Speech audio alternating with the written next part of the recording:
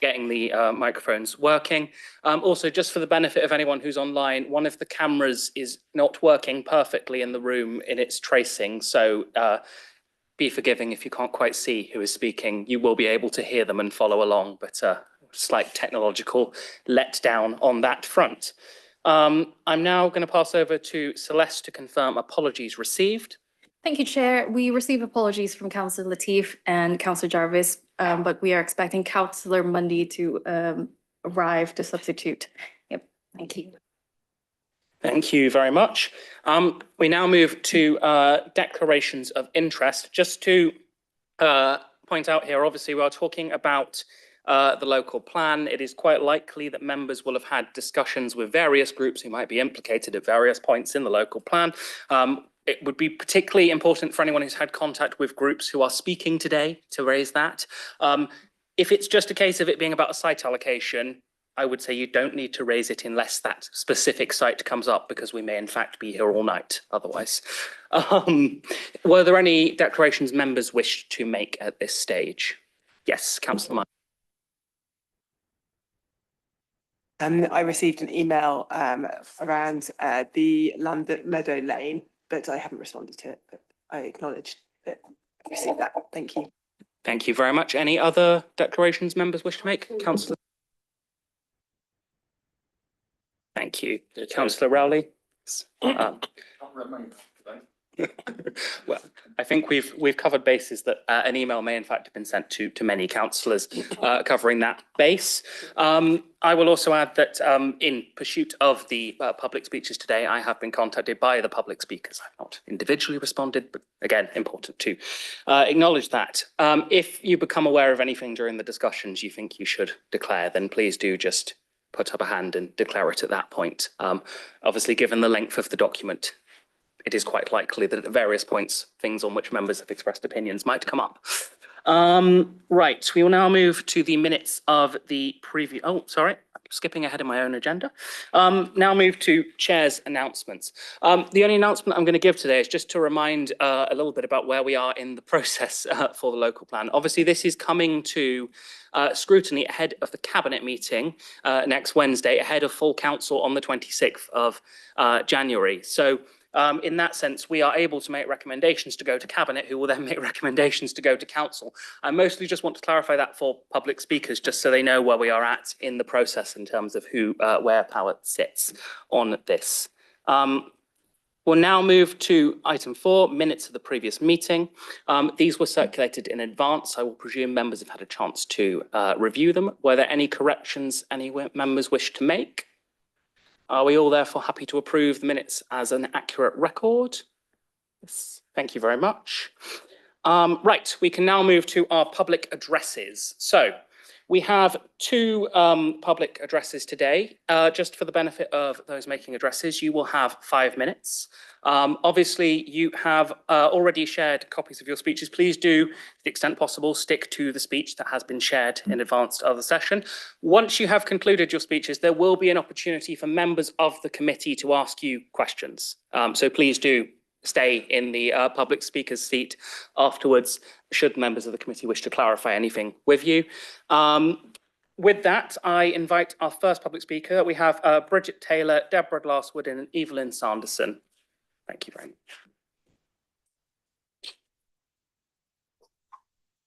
much. Whenever you're ready, you may have 5 minutes. Hi, I think I'm going to be all 3. I'm Deborah Glasswood.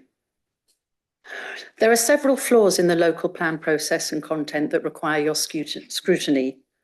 The notion that the Scrutiny Committee can properly scrutinise a local plan of this length and complexity, several hundred pages, including an unreadable policies map, certainly unreadable to us, and we're not au fait with planning, in the course of a few days is completely unrealistic and, I would argue, procedurally flawed.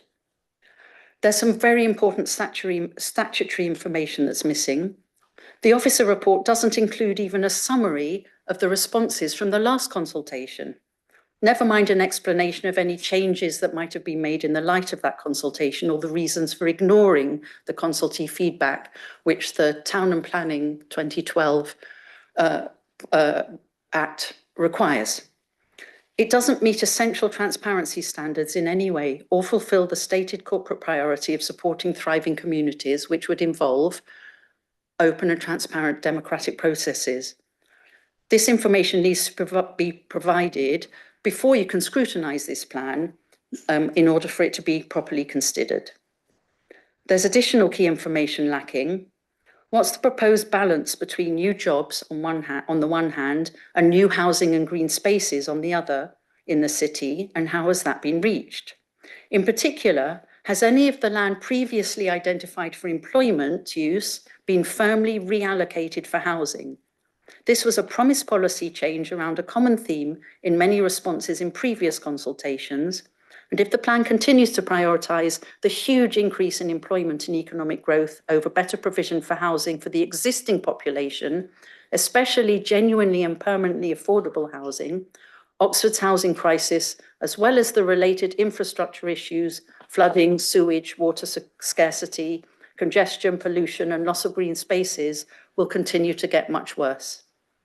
What work has been done to measure the impact of the local plan on key measures of thriving and resilience, supposedly priorities for the council? The proposal is for the plan to move directly to the Reg 19 stage of consultation, where feedback can be given only on very specific and limited material matters. Why are the City Council not following the process and best practice as undertaken by neighbouring districts with a further Reg 18 spatial strategies stage of consultation? Moving straight to Reg 19 gives absolutely no opportunity for constructive feedback on specific sites. To conclude, these deficits in procedure and content present serious risks in achieving an appropriate balance in the corporate objectives of the local plan. Risks that will have far-reaching impacts on how the city copes with the escalating multiple crises we face, never mind how this undermines local democracy. What recommendations will the Scrutiny Committee make to address these risks so that the City Council produces a plan that is fit for Oxford's future? Thank you. Thank you very much. Were there any questions which members of the committee wish to raise for our speaker? I am seeing none, but the one thing I would say is I've obviously already outlined the process for the local plan, and I would just take this opportunity to encourage you that it may also be you wish to bring the same speech to Cabinet or to full council, and please do look for the dates. Will do. Thank you very much. We now move to our second public speaker. We have Martin Reid, the chair of Friends of Iffley Village. Martin, you have 5 minutes when you're ready. Thank you, Chair. Good evening. I'm Martin Reid. I'm chair of Friends of Iffley Village, speaking on behalf of Iffley's residents and visitors. Your scrutiny today is requested to review the soundness of the decision to reallocate land at Meadow Lane. This is a 2.58 acre greenfield plot, which forms the integral part of Iffley Conservation Area. There's now abundant expert evidence that any development here is unsustainable in planning terms. I'm moving ahead with my script. Rejected from earlier local plans due to access and heritage constraints, the council's mistaken allocation to LP 36 and later application resulted in an unprecedented number of objections from residents and visitors to any development here. 60,000 on our petition and over 1,000 objections, that's 98%, to the first planning application in 2023. The main reasons they give are valid planning issues: 1, destruction of abundant wildlife; 2, harms to the rural conservation area and the drovers routes, which are a much used principal quiet route for active travel; 3, increased flood risk and pollution of the ancient ditch, river and the Iffley Meadows SSSI, which is across the Thames; and 4, traffic and safety concerns. Objections have also been received from bodies including the Environment Agency, the Beebout Wildlife Trust, Oxford Preservation Trust, etc. Given the wealth of factual information now elicited by the planning application, we are surprised also to see the number of ongoing errors, inconsistencies and omissions in the allocation that persist despite 2 earlier rounds of consultation feedback. These have the effect of making the allocation appear to be deliverable and sustainable when the evidence is to the contrary. That is not sound. I'd like to highlight some of these for your scrutiny. You will find the policy listed as SPS 8 on page 257. The current use is not private green space. As stated, this land is held in public ownership by Oxford City Council's housing subsidiary. Notable heritage status applies to IFLI's rural conservation area, of which the meadow itself is a vital part. Conservation area designation is about setting as well as material structures. The meadow is a crucial part of that setting. The list of notable ecological features fails to mention that the biodiversity is more than sufficient to qualify as a city wildlife site.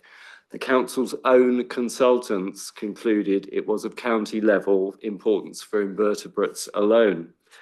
Moreover, the recently published local nature strategy, recovery strategy rightly identifies the whole meadow as a restoration and enhancement priority, not just part of it as the policy claims.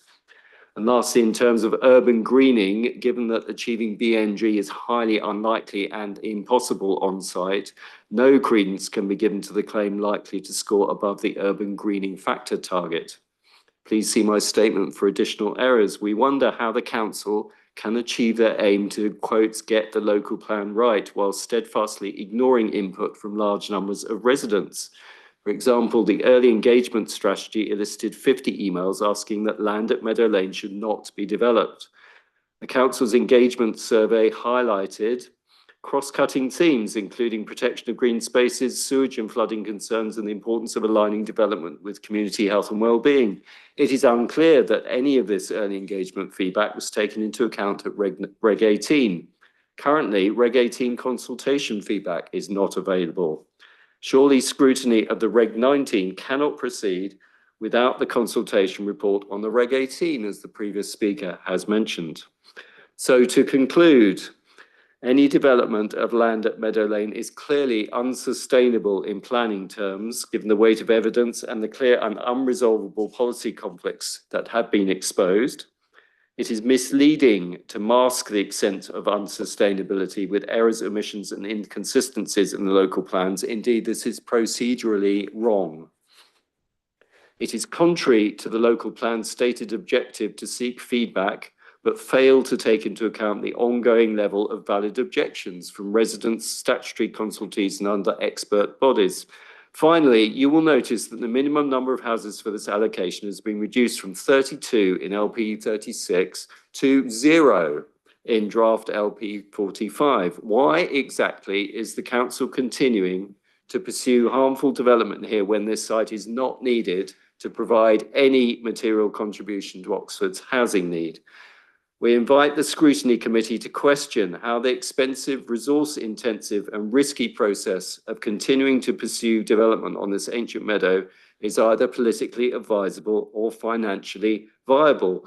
The site assessment was made available in a supplement only after the deadline for this statement. It shows on page 91 that even on the council's highly deficient basis, there are 2 red and 13 amber flags, which makes it the outlier of all the SPS sites. Thank you very much, Chair. Thank you very much. Were there any questions that members of the committee wish to raise for Mr. Reid? Yeah, Councillor Otina. You've made lots of points. Can you tell us what you've done in terms of communicating with planning officers about these points and whether you've had responses at all or not? Yes, so the planning officers held a public consultation on Reg 18, which we attended. We turned out to be almost the only people in the room. So we discussed all of the points with them in detail for about 45 minutes. Thank you very much. Any further questions, please? And have you had a response from them beyond that meeting? No, they took away some of the points. I haven't had a substantive response. Thank you. Are there any other questions members wish to raise? Okay. Thank you very much. It remains to me then to thank you, Mr. Reid, and indeed Deborah, for speaking to us tonight. I'm sure the whole committee will join me in expressing our thanks. I will reiterate that point as well. Please do be mindful that there are opportunities to speak at the other points in the process, should you wish to do so. With that, we have concluded our public addresses. There are no councillor addresses for item 6, which means we can now move to consideration of item 7, our first substantive item. That is the Workforce Report 2025. And we have Councillor Chapman, Gail Monken and Sabia Afrida all with us today, who I invite to the front. Well,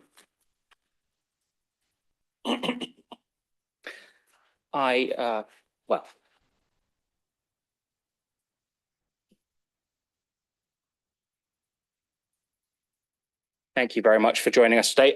As and when you're ready, please feel free to introduce the report.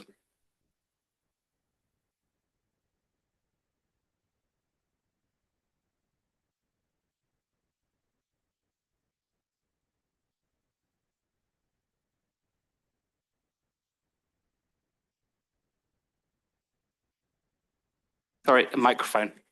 Too enthusiastic. Good evening, everybody. It's good to be here. I'm Nigel Chapman. I'm the councillor responsible for corporate services, which includes our EDI work. So what you have in front of you is our workforce equalities report for 24/5.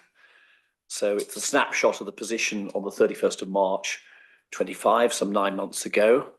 You also have the data for our gender pay gap for that year, which we're obliged to publish under the law, and our ethnic minority and disabled staff pay gap, which we're not obliged to publish, which we have published for many, many years.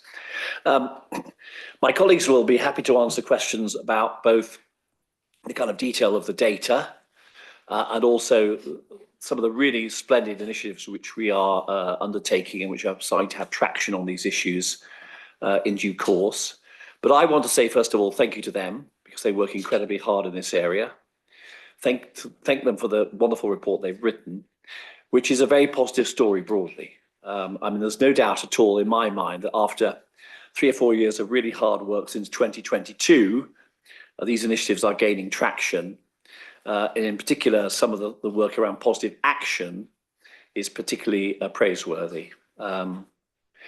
The council workforce is becoming more diverse in terms of its gender, in terms of its ethnicity, in terms of its disability, and in terms of its LGBTQ composition. We set a target in terms of ethnicity of 17%. We are pretty well there, 16.5. I think the latest figures at the moment are 16.8%. So if you round that up, that's 17%. Our disability composition has gone up a little bit and reflects the society from which we draw our staff, and similarly in relation to LGBT staff as well.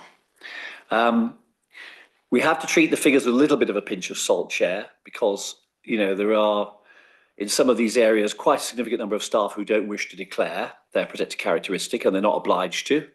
So we can only go on the data that we have. But I'm pleased to say that we have made some inroads there since our last meeting last year on this with you, in encouraging people to declare, which obviously gives us a better statistical basis. For me, the most important thing is the culture of the organisation. Is this a welcoming place that people with different protected characteristics want to work? And I think this is a very positive story. And the EDI audit, which is mentioned in the paper, which came to the Audit and Governance Committee, the EDI staff survey, which had a significant level of participation, elicited very high scores for people who say that we value diversity in the council and that we want the workplace to be safe and inclusive, and staff believe it is safe and inclusive.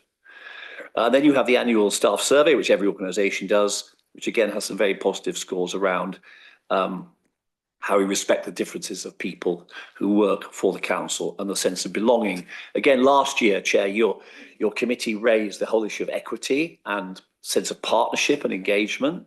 And again, I think the story speaks for itself because these are very high scores. From a staff survey, which frankly, most organisations would die for in terms of participation levels. In lots of public sector organisations have participation levels in their staff surveys of 50%, 45%, 55%. This is almost 80%. So that tells you a lot about the commitment of staff and how they care about the place in which they work. Frustratingly, to be honest, the gender pay gap doesn't kind of really reflect yet all that hard work. It's drifted away from parity. We would like it to be parity. It's drifted away a little bit. But you've got to put this in context. I mean, the median gap of 3% around gender compares to a national average of 13%. So, you know, it's a small number. When you look at the national average, it's much, much bigger. So we've still got some work to do to improve in that area. And I think the two areas really are senior middle management. We need to manage to get to recruit more women into those roles. And one of the other kind of slightly quirky things about this story is that you can employ more women, but if they come in at the initial entry stage of the organisation, they come in at the lower part of the band, they're often replacing people who are high up the band who've left, and therefore, you know, that affects the pay gap. It's just a mathematical fact which you can't really get around. But I think there are some good initiatives in play to ensure over time that we have a bigger representation of women in the senior roles in the organisation. And it's kind of a similar sort of situation with ethnicity. Again, talking about small numbers, it doesn't take very much to push the pay gap up. And we have lost some people at senior level, and we've got a challenge, obviously, to replace them. And similarly around disability, though that actually there has been an improvement in the higher grades of people who declare themselves as disabled, which is good to see. The only other couple of contextual things I would say is that, you know, turnover is a factor in all of this. If you've got low turnover, your opportunity to actually redress the balance is reduced, because you can't just create jobs to create a different percentage of the workforce. And generally at the moment, it's an employer's market, and therefore the turnover is actually declining. So the staff is more stable, which is often a good thing, but it gives you less opportunity to recruit people from those with protected characteristics, but you just don't have the job vacancies that you would otherwise have. And the other elephant in the room with this whole story is the whole area of local government reorganisation. We just don't know at this stage how that is going to play out in the next 2 or 3 years. I mean, obviously, you know, when you have a council which is migrating towards a new identity, it's hard to know whether that will accelerate turnover or it'll stay steady till people see what's going to happen or what. So there's a sort of a set of circumstances going on here which are outside our control, which we'll have to watch closely. But broadly speaking, I think this is a positive report with a lot of good progress, and it shows a bold council that is determined to tackle these things, not reticent or shy about it, and I'm very pleased with the work. Thank you. Thank you very much. Did the officer team wish to add anything before we go to questions? No, I don't have anything to add. Thank you. Thank you very much. In that case, we will move to questions. Just 1 second before we enter the questions. I'm just going to remind members that the item after this item is the local plan. So we need to ask questions on this. It is a very, very important topic, but at the same time, we need to be mindful of particularly the officer team and cabinet member for the local plan who will not want to be here until midnight. Councillor Rowley, please come on in. Thank you, Chair, and I'll try to be brief.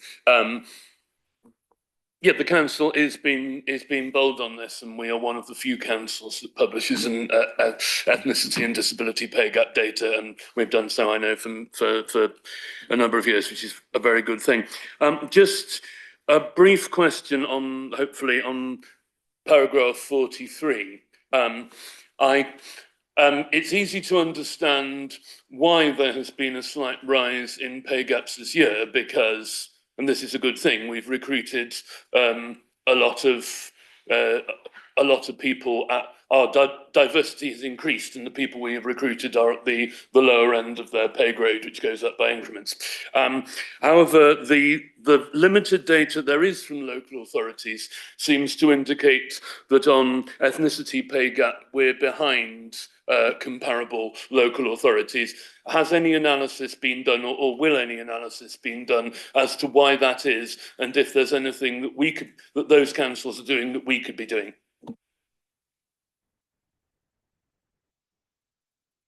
We haven't done any detailed analysis in terms of what lies behind this data. We commissioned a report, a pay equity report. It's local policy lab and Oxford University students, and we had 2 students working with us, and they carried out some research and made some recommendations. So looking at the practices of other local authorities, they made recommendations around intersectional data analysis, positive action. We've introduced a positive action policy last year. Key performance indicators for managers, which is something that SOBIA has introduced and is working with service directors. They've suggested that we monitor data on promotions, which we've yet to start, and also improve the collection of data on individuals by encouraging people to share their personal data. So that's based on practices of other local authorities that are performing quite well. Thank you very much. Councillor Miles, I believe you had a question, unless, Yeah. was there any more? No, Councillor Miles. Yeah, well, look, thank you for your commitment and really hard work on producing an excellent report. I've got a few questions, one around the target for ethnic minority recruitment, and I know that you perform really well on that, but given that the target is almost being reached, is it a time now to think about increasing that target from 17% to slightly higher? On flexible working, I note that basically men are not taking up that opportunity. That's a societal issue. I understand there's social norms related to that, but could we be doing something more to encourage men to opt for flexible working? Because that promotes more gender equality for everyone if there's more balanced care. You mentioned in the opening remarks, Councillor Chapman, who I know is very committed to all of this, around this issue around structure. When people come in, the new women are coming into the organisation, often what's happening is that they're lower in the pay grade. Is there any way of reflecting on that to ensure that that's not consistently happening, taking into account perhaps maybe women, when they are restarting in the workforce, have been doing other things which might not be in formal employment but are of equal value to our economy, and they've been developing other skills, maybe they've been taking care of children. Another point which I'd just like to ask is around the data is disaggregated by living in Oxford versus outside of Oxford. Given that we're moving towards a wider geography, at what point do you think it's appropriate for us to be looking at and analysing those who are actually living sort of commuting distance from Oxford, so within the wider county rather than just within the city itself? We'd also note that youth employment is an issue generally, and I know that you've got these school placements ongoing, but there is very little analysis on the youth side. So could we look at that a bit more? And there was some reference to some work underway on bullying harassment. And could you elaborate on that? So sorry, there's quite a few, but this is an area that I know was looked at very closely last year. So hence that, but thank you for all your hard work. Thank you very much, Councillor Miles. We will go for a round of Okay, answers. there's about 5 different questions there, aren't there? So I will tackle the one in the middle about the disaggregating the data from more in a more granular way for people who live outside Oxford who work for the council. I think that's something for the new authority to do. I mean, all the logic makes sense that once you expand the geographical boundaries of an organisation, then you want to know more precisely where, particularly areas that have come into a new authority, where staff live in those areas. So I don't think that's something we will spend time doing over the next 2 years. I think it's something that the new unitary authority should do. In terms of flexible working and those, absolutely encourage that, and job share as well where appropriate. I think you're right that people have lulls in their career, they have time away, and they can come back with enhanced skills, which we should reflect. But also the other way, we have a vibrant workforce, and we have to retain and develop our own to some extent here, which is why the positive action schemes are so important. Because the way the positive action schemes work is you get a significant proportion of staff from those groups with characteristics on those schemes, in order that they then get the management skills and the training and the development that they can apply for more senior roles in the organisation. And the breakdown of those who've been taking up the positive action opportunity is exactly that. So we are hitting the right groups in terms of the targeting, and you hope that will then feed through to those people wishing to apply for more senior roles in the future. On the others, I pass over. I leave it to you to kind of cut the cake here on the other. So with the target, our target was 16.5%, but we've increased that to 17%. I think you're right that we do need to reflect on that and maybe agree on a new, a more ambitious target. Just want to mention on flexible working, as well as part-time working, we offer flexible working hours, and we do have male employees who work perhaps a flexible working pattern, even though they're working full time. So we do have male parents who work flexibly. In terms of pay and for women joining the organisation, we only have 2 pay points per grade. We've now got a new pay policy where everyone comes in at the grade minimum. If a manager wants to recruit at the grade maximum, then they need my approval. So I scrutinise because there's potential for bias or for male candidates to push for a higher rate of pay. And what we've also introduced in 2025 is incremental progression. So we didn't have this in place. Previously, there'd been a freeze on incremental progression. So now we've got incremental progression after 6 months in role, subject to completion of probationary period. So this means that we won't have groups of women who will lag behind perhaps male colleagues. And so things should even out over time. And that has been a problem in the past. With bullying and harassment, so we conducted the EDI staff survey at the end of September last year, running into October. We worked with our Reach staff network on the design and delivery of the survey. We had 62 people report that they'd experienced or witnessed bullying, harassment or discrimination at work. And we are now, so out of a few hundred people who responded to this, 484 people responded to the survey. So that's a relatively small percentage. However, it's a number that we're not happy with.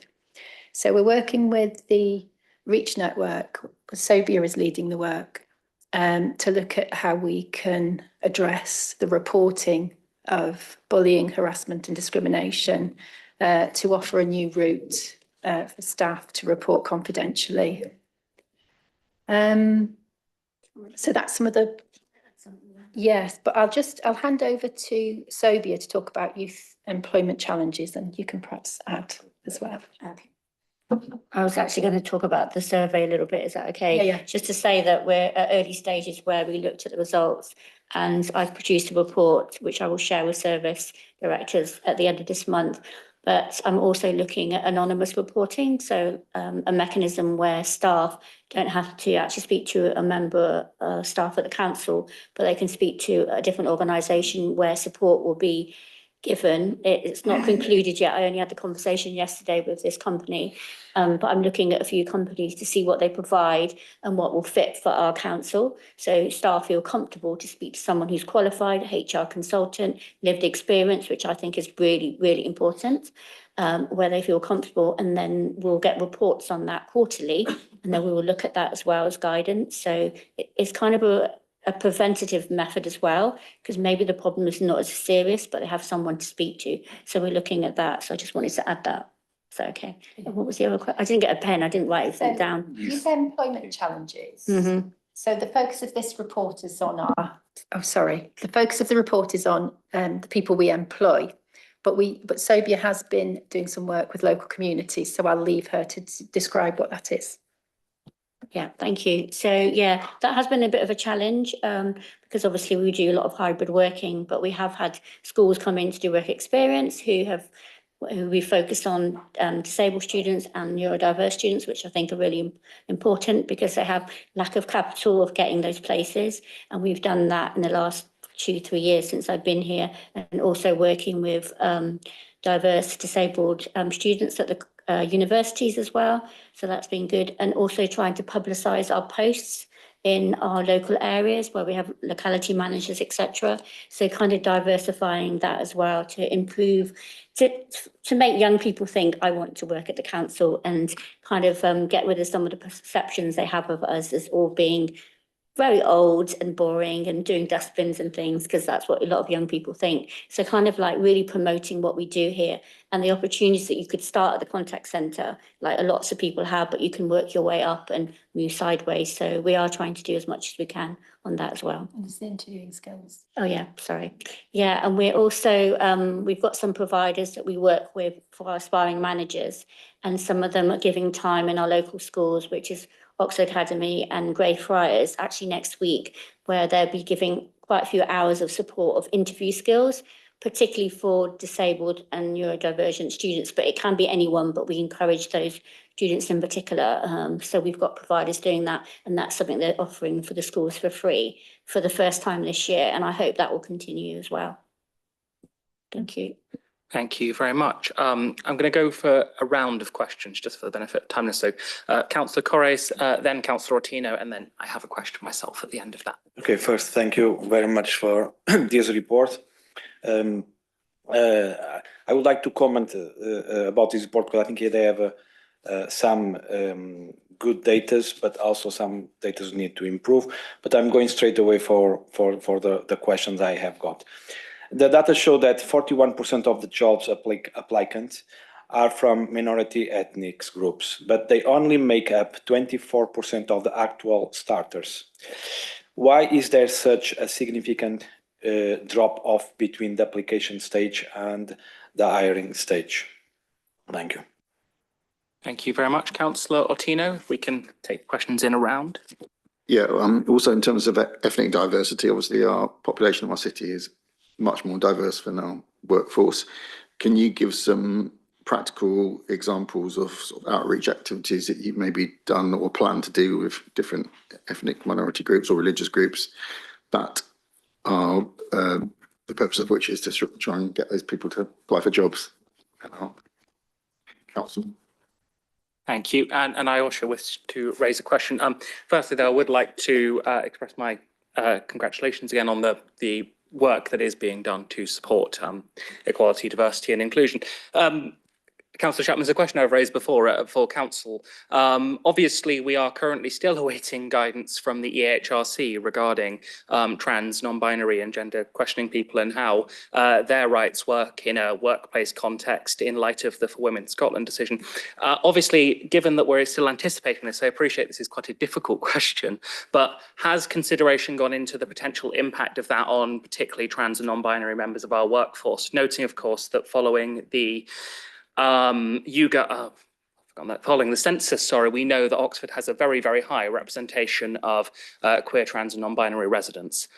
So it would just be useful to hear any reflections about how that is impacting staff within the council.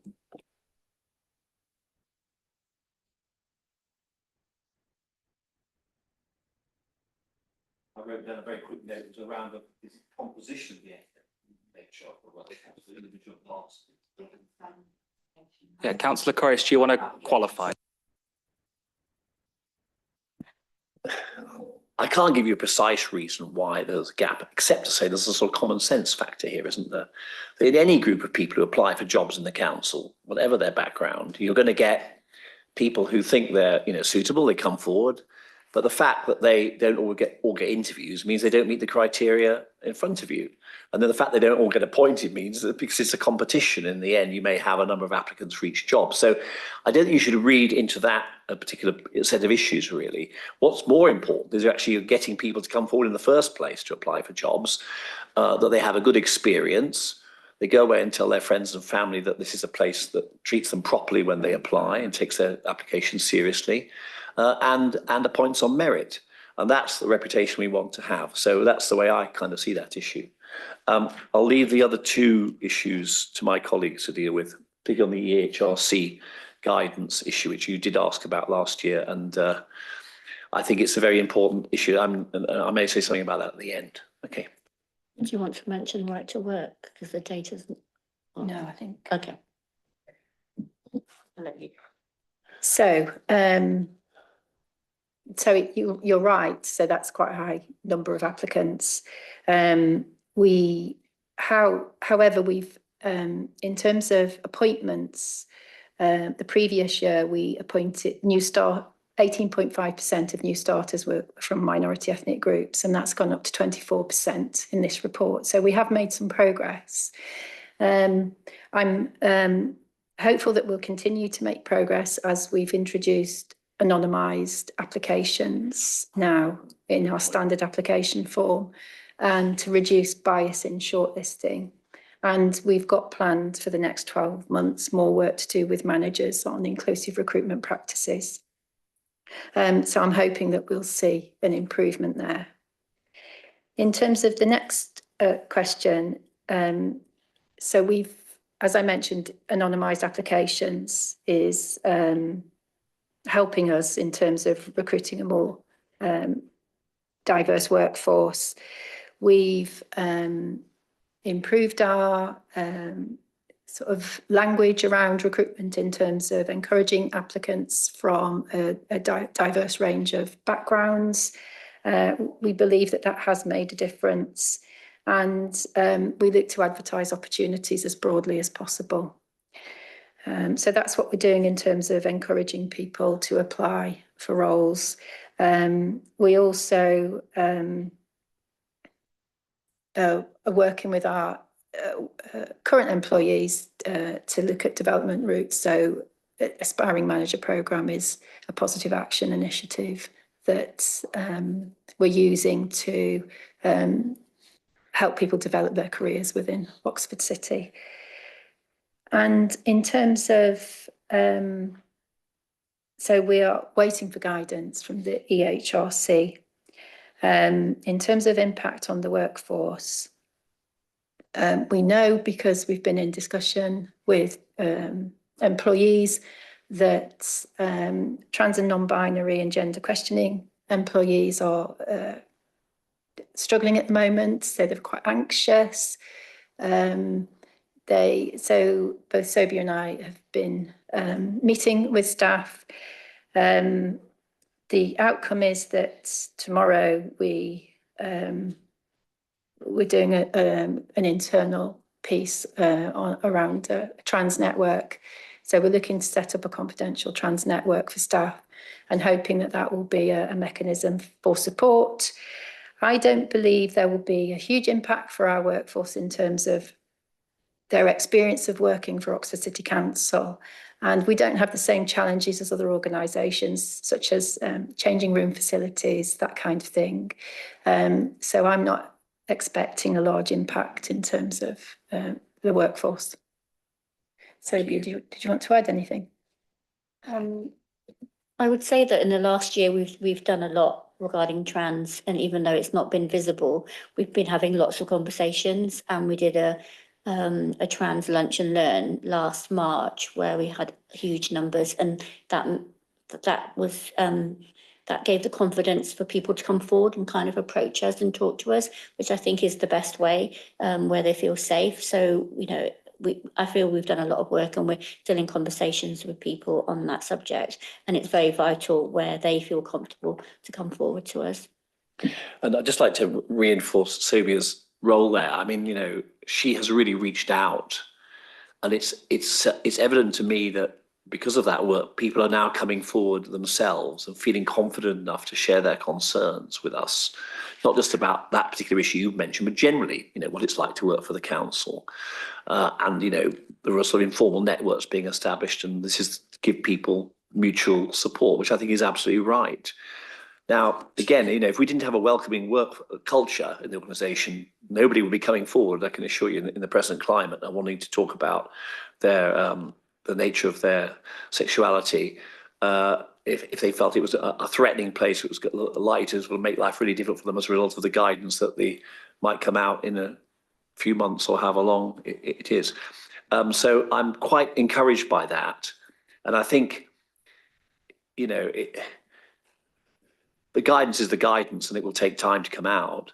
The point I really want to emphasize is whatever the guidance says, we must not change our values around this as a council and as an organisation. You know, we need to be a welcoming place where people, whatever their sexuality, feel able to work here, be respected, treated with dignity, and given every opportunity. And though there may be some people out there who want to use that guidance to victimize and discriminate against people because they willfully, frankly, misunderstand it, and we must not be party to that. And therefore, the whole culture and the tone of the way in which we conduct ourselves is really fundamental. And the council was really clear about this when we had the motion in full council only, a year ago. And I, like you, Chair, feel passionately about this area and do not want to see us go backward in this area. Do not want to see a sort of culture of intolerance brought about by an interpretation of a legal decision. That, to be fair to those who made the legal decision, they made that very clear at the time. But I think sometimes that has been forgotten by those who want to use it as a way of dividing people rather than bringing them together. So I think that's a tonal, cultural values point I really want to say about this, irrespective of what the guidance ends up saying. It's really fundamental to me. And I'll just add that with all our staff networks, then we take advice and guidance from the network, and we will with our trans employees, so we'll be guided by them as well. Thank you very much, and I would very much associate myself with the sentiments you expressed there, Councillor Chapman. Were there any other questions members wish to raise, or were you minded to move towards recommendations? Recommendations? Yeah, question? Go ahead. Yeah, in that case, please be the first. Thank you. So I'd like to propose 2 recommendations based on what we've heard today. One is that that officers consider strengthening the target for ethnic minority recruitment, recognising you've basically met it already. So that's the first point. And then second, with respect to the reporting of harassment or other issues, I think it's actually very standard and good practice to have an anonymised third-party reporting system. So certainly the best performing corporates would be doing that, and possibly other councils as well. And that's for a whole host of issues, whether not just around discrimination, whether it's corruption, or all issues. So I would strongly recommend that we request the Cabinet request a confidential new route for reporting or anonymised reporting for employees of concerns. And how we want to term that, I think it's a broad package of whether it's a harassment, discrimination, any kind of employee related concerns. But those are the 2 that I'd like to put forward. Thank you very much. Celeste, have we got a clear note of those 2? So we'll take them one by one. I need to look back at the first one. So the first one was about the re-strengthening of the ethnic recruitments that I think it was requesting officers to reconsider that. And then yeah. Did you want to take I think I might just get a clarification on Catherine. Can we just get a clarification on the first recommendation? Apologies. So, first recommendation that there is an increased target for ethnic minority recruitment, increasing from 17 beyond 17%. So it's 17% at the moment. We've already met it. So recommend that it is increased above 17%. Thank you very much for clarifying. Do any members wish to express a view on this recommendation? Seems to me very sensible. Are we happy? Unanimous? Yeah.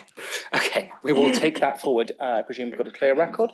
And the second was to consider the implementation of a full third-party reporting system. Again, are there anything which any members wish to express in regard to that?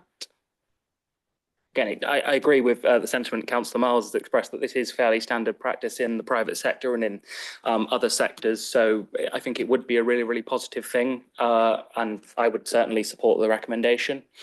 Are we all in agreement on that as well? Thank you. And then I guess there's a third proposed recommendation, obviously I raised the question about the EHRC, and I understand with gender reassignment it's more difficult partly because of very low numbers of staff, and that means you get into issues of whether there is statistically significant data, whether there is identifiable people through that data. But I would nonetheless think it would be good if the report did include a specific section on gender reassignment, because at the moment that does feel like something that's potentially missing from our workplace surveys, particularly given the context. I mean, it was really, really fantastic to hear about the work that's been going on. It would just be really good to have that directly reflected in the papers. So I would propose a recommendation that that specific section is included. The rationale, of course, protected characteristics, gender reassignment is a protected characteristic. So the rationale for doing it, I think, is reasonably clear. Would everyone be any thoughts on that as a recommendation? Can I take that as also unanimous? Thank you. Any other things members wish to raise? I'm seeing none. So I think what remains is for me to thank you very, very much, Councillor Chapman, Gail and Serbia, for coming along. It's really, really nice to have you with us. And thank you for your answers and insights. Right, we will give a brief moment for changeover, and then we move towards consideration of the local plan 2045. We'll have Councillor Hollingsworth, Rachel Williams and Sarah Harrison, as well as Natalie. Natalie, is it 4 of you here today? Yes. And if you could all come to the front, ready to present the report, that would be great. Do you do it in whichever way works best for you? I think those 2 chairs at the side are untaken if you all want to crowd around. Apologies, we should have. Thank you.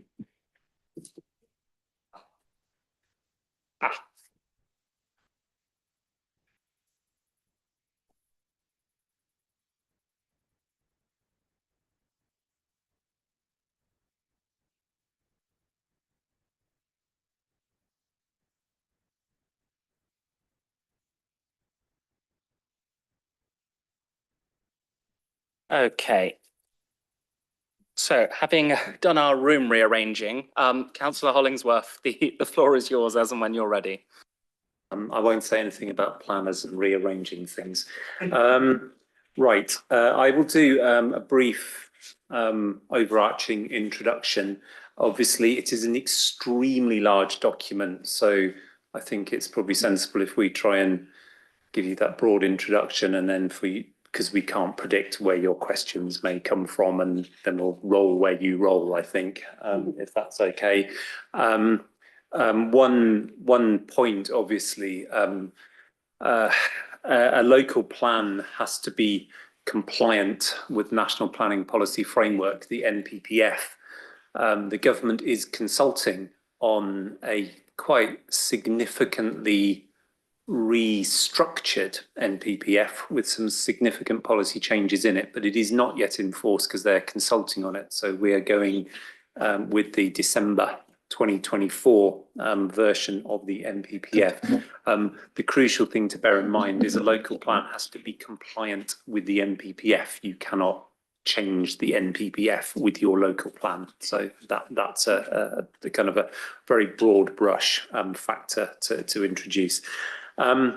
Clearly, the background to this process is that we went through as a council exactly this process a couple of years ago with a local plan, which was then did not get through the first stages of the public inquiry process, the public hearings.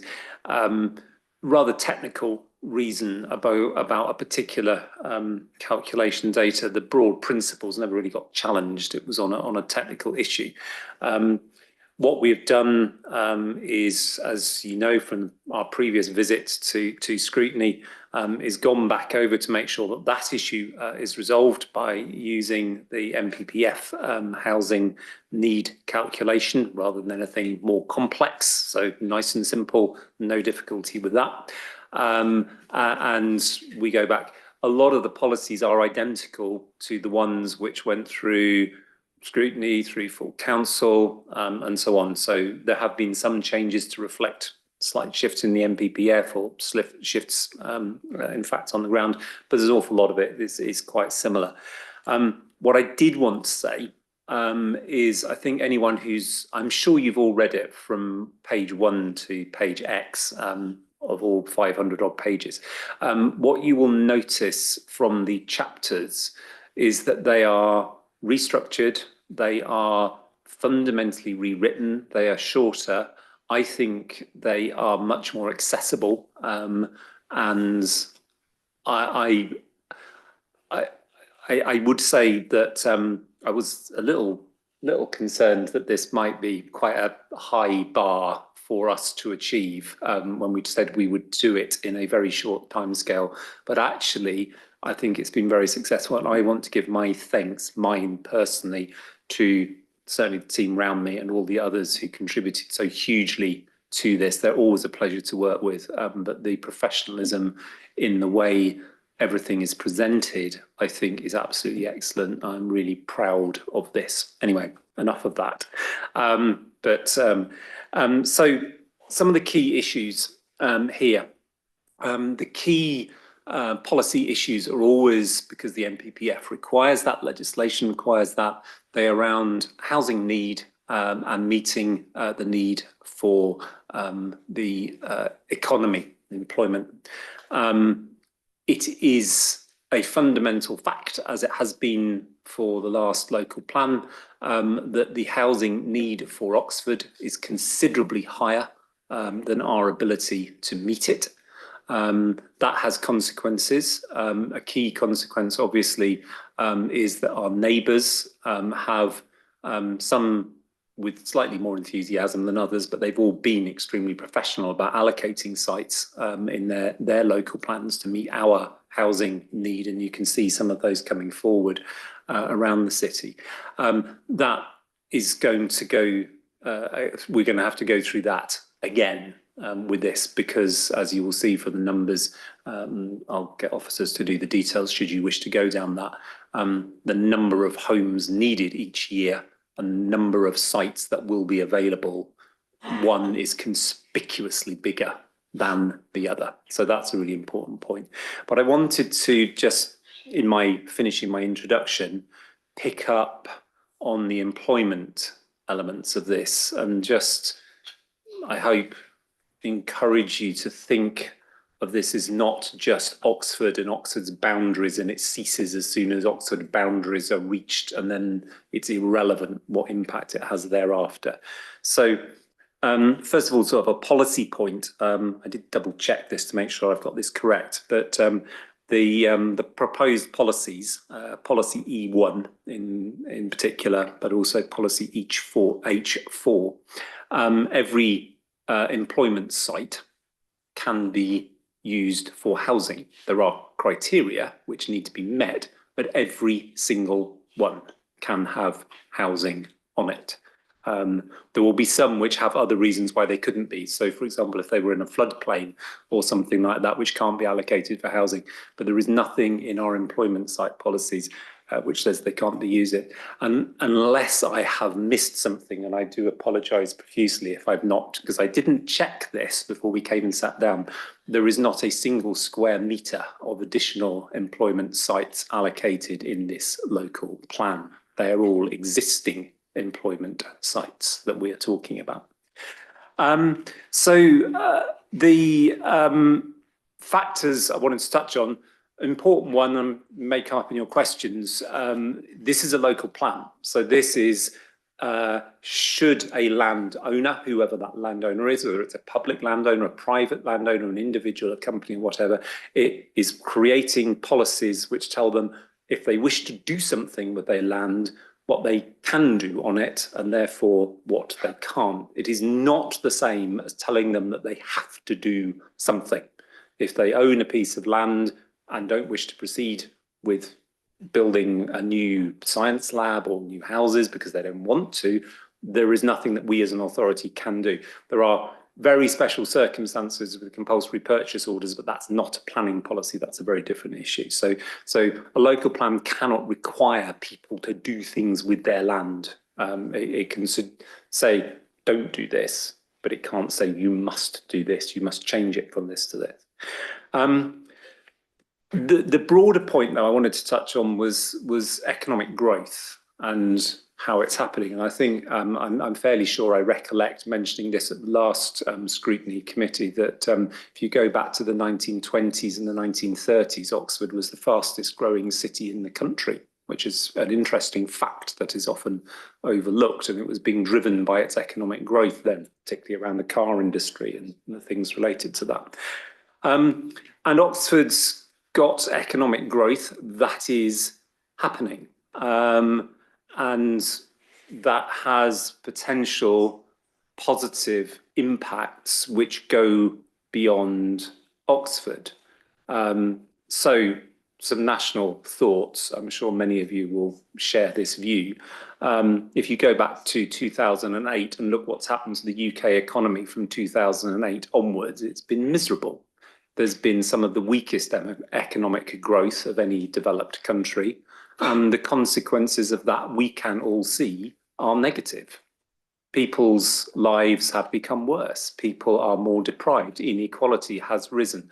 Basic things like happiness are less than they were. So there are impacts if there is not economic growth, and those things have consequences.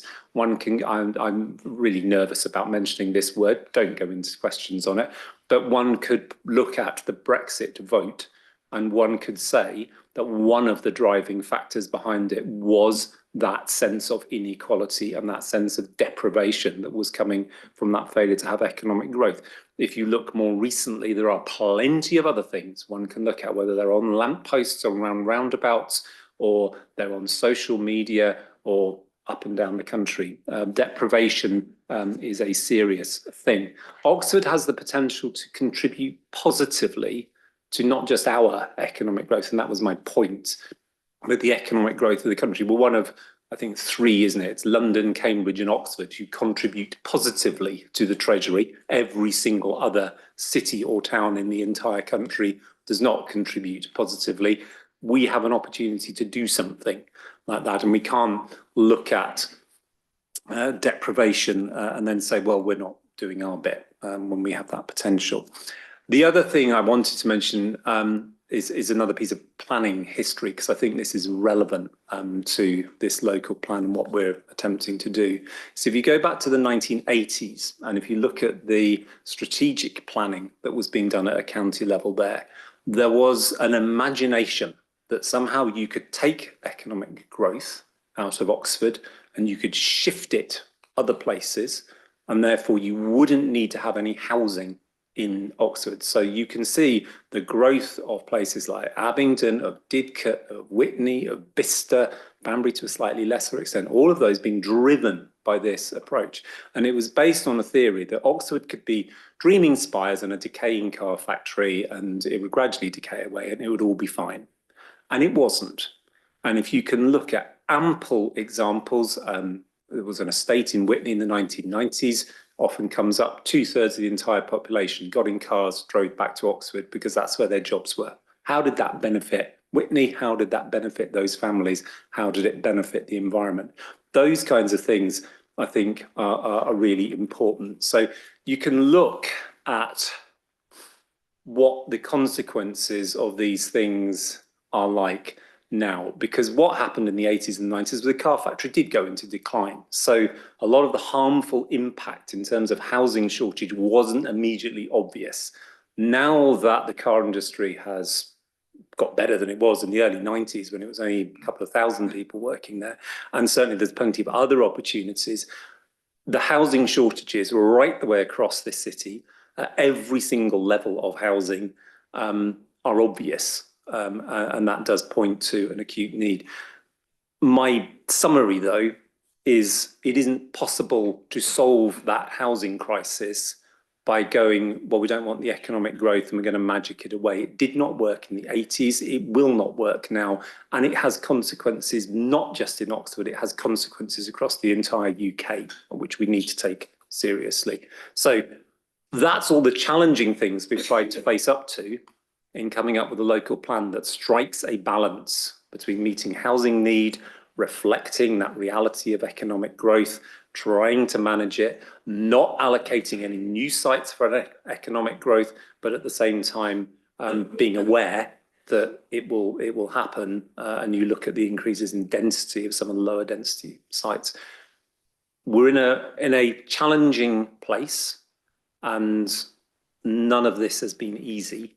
And with that, I think that's a good point to stop. So I will. Thank you very much. Thank you.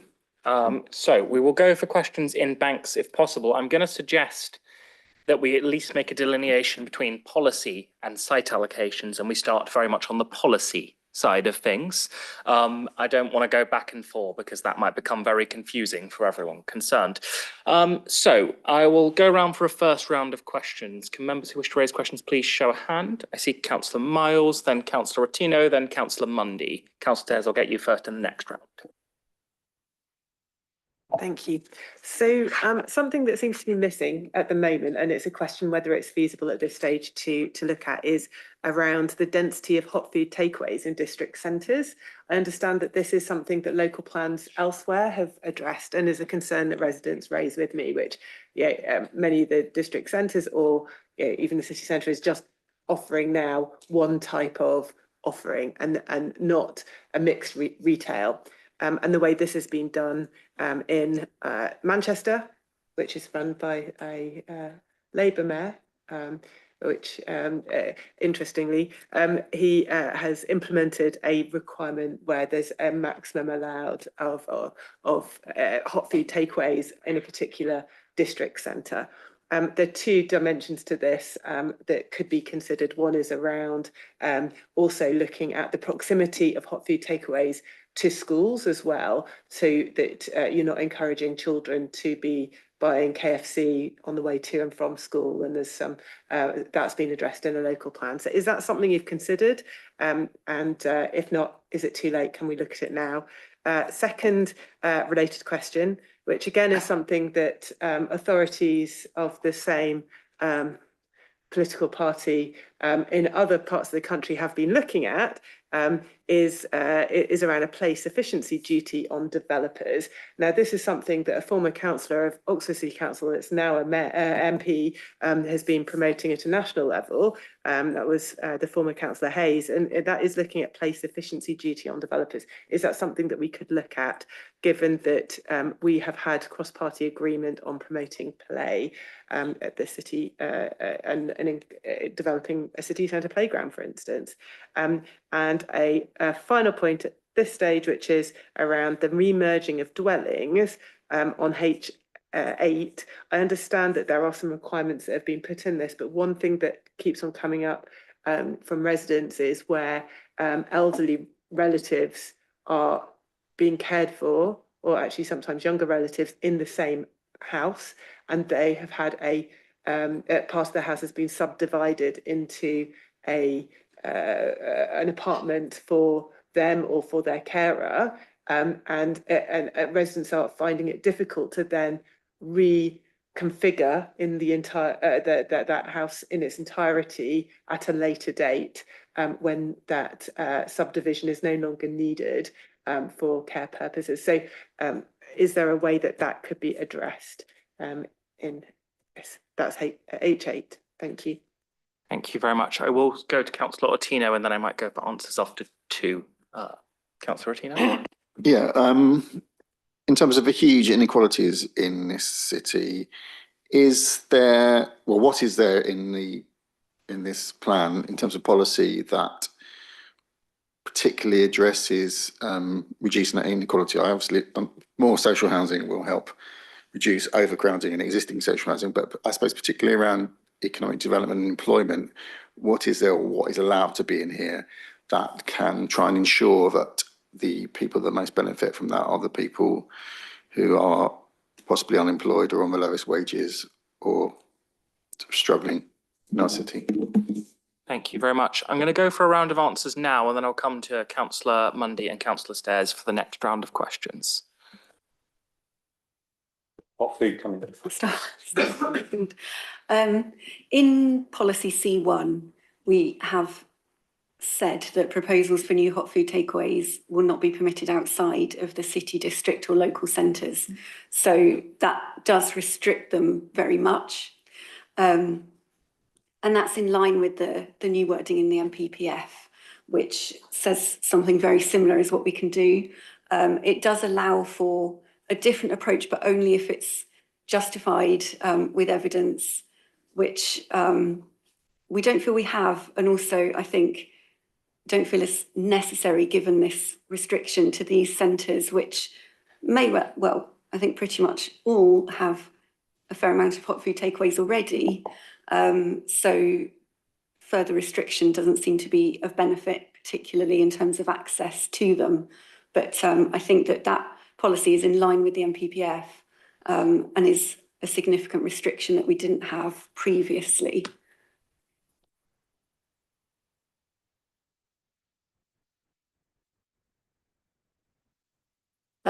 So on play strategies, so we mentioned play spaces in a number of policies. It's in policy C2, it's mentioned in G1 and G2.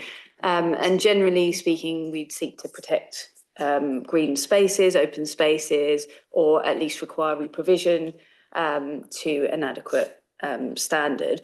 I think we did consider additional wording around play, but we think that keeping the current level of flexibility in the plan would be more beneficial. I think play can be quite a complicated aspect in some regards because it needs to meet so many different children's needs at different stages and levels.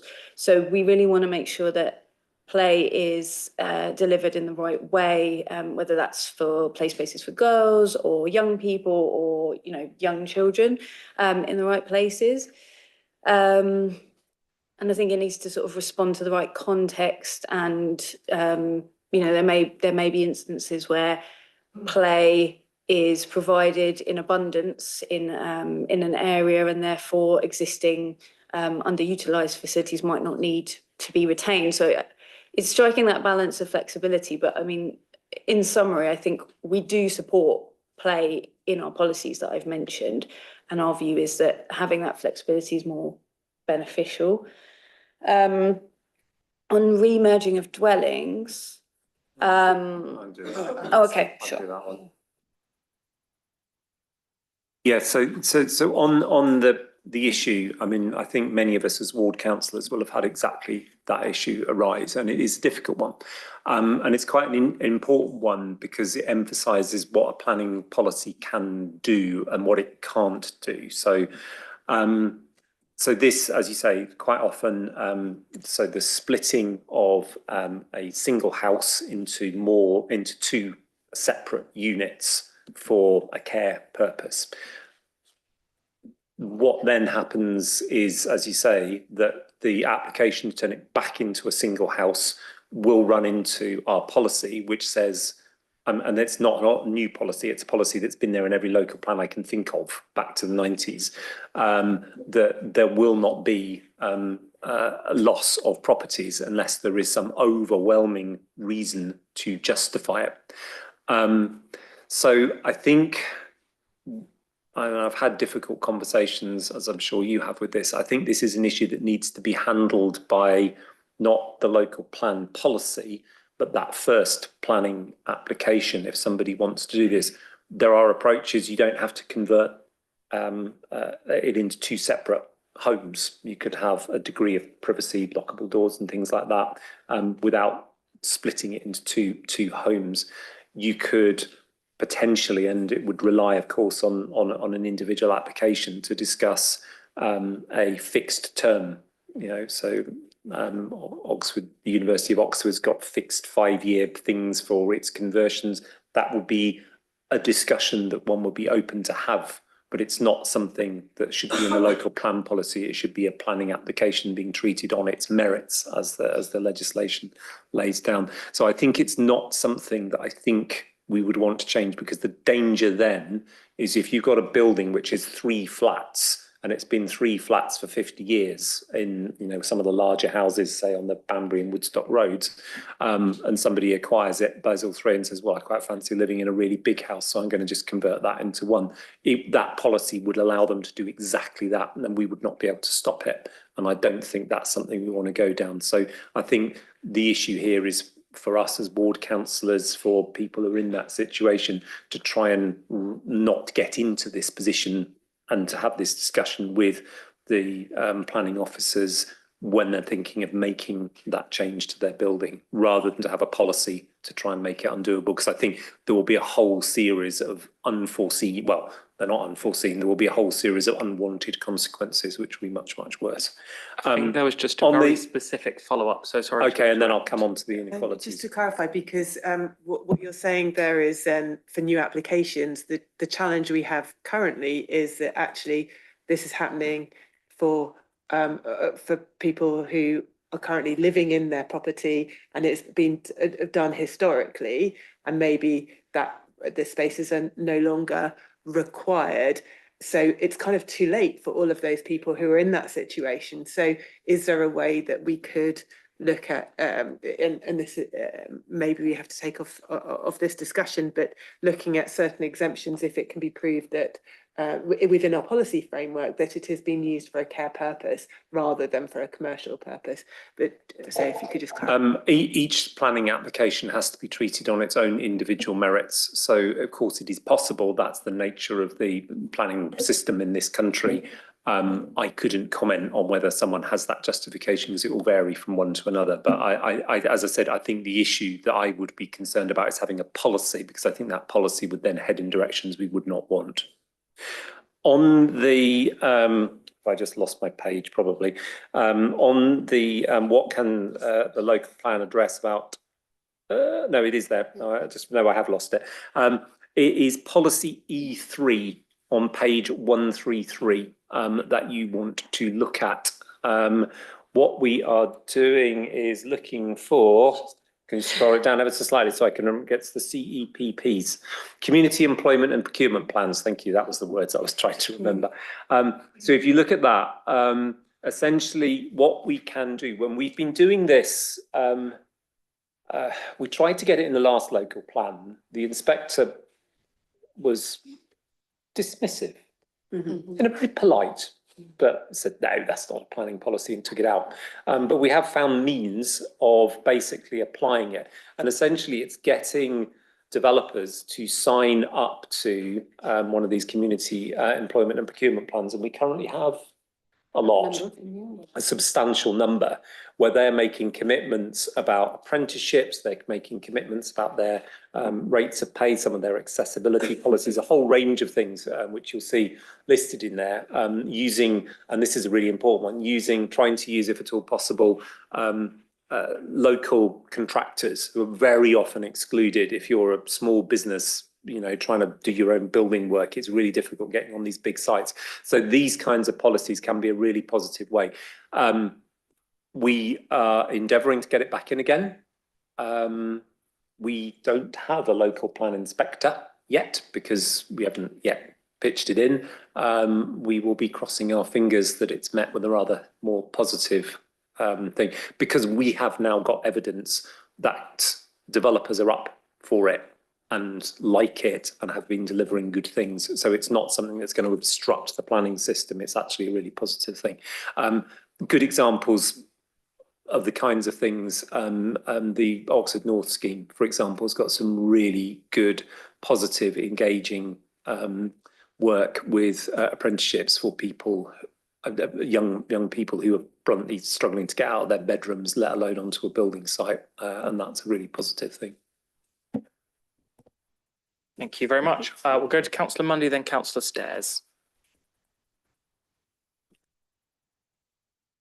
So I've got a few questions. I'll start off with policy G4 on biodiversity net gain, and whether the proposed local plan has considered exceeding the expectations that were given by government in terms of biodiversity net gain of new sites. So that's stated in the policy as 10%. And I'd just like to know whether it's been considered whether we can aim for better than that, and whether we've done any mapping and sort of costings of how that would be reflected on example sites, potential gains to natural environment, and also gains to biodiversity value and to healthy city spaces that those sites would occupy. On a different subject, I'd like to raise about the Oxford Living Wage. Just a minor point, in the glossary, the rate that's given is out of date. I think it would be helpful if the glossary was to refer to the current rate, but also with the rate as will be from April 26 will be 1406. So it should refer to that rather than, I believe at the moment it's a couple of years old. But what I did want to ask about the Oxford Living Wage is why we stipulate in the plan, in the draft plan, that contractors could have alternative social arrangements to the Oxford Living Wage, and if that is something that's considered to be required, why is it not specified what that may refer to? And finally, I want to ask a question about the percentage of social rent that we currently are aiming for at the moment in terms of the percentage of affordable homes. It's currently stated at 80%. Given that obviously we lose a lot of our council homes to right to buy, should we not be aiming for a higher percentage at social rent, also considering the number of people who are waiting for a council home, which is in the sort of region of 3,000 plus households, that is. Thank you. Thank you very much. Councillor Stairs. Well, it's my concern that we're actually building science parks and we're building houses, but we're not building communities. I came to Oxford in 1960 and lived in Blackbird Leys, where we had a school and a library and a paddling pool and a swimming pool and shops and just about everything, far beyond the 15-minute city was ever mentioned, but everything was there. Now what we build is house upon house, and Armstrong Road is an absolute good show of what I'm trying to say. Armstrong Road has absolutely nothing. It has not even a post office, it has a post box or a swing. So my concern is that, planning permission is being given for developers that are actually offering people nothing. It's offering them a place to stop. It's not offering them a place to live. Thanks. Thank you very much. We'll go there for a round of answers.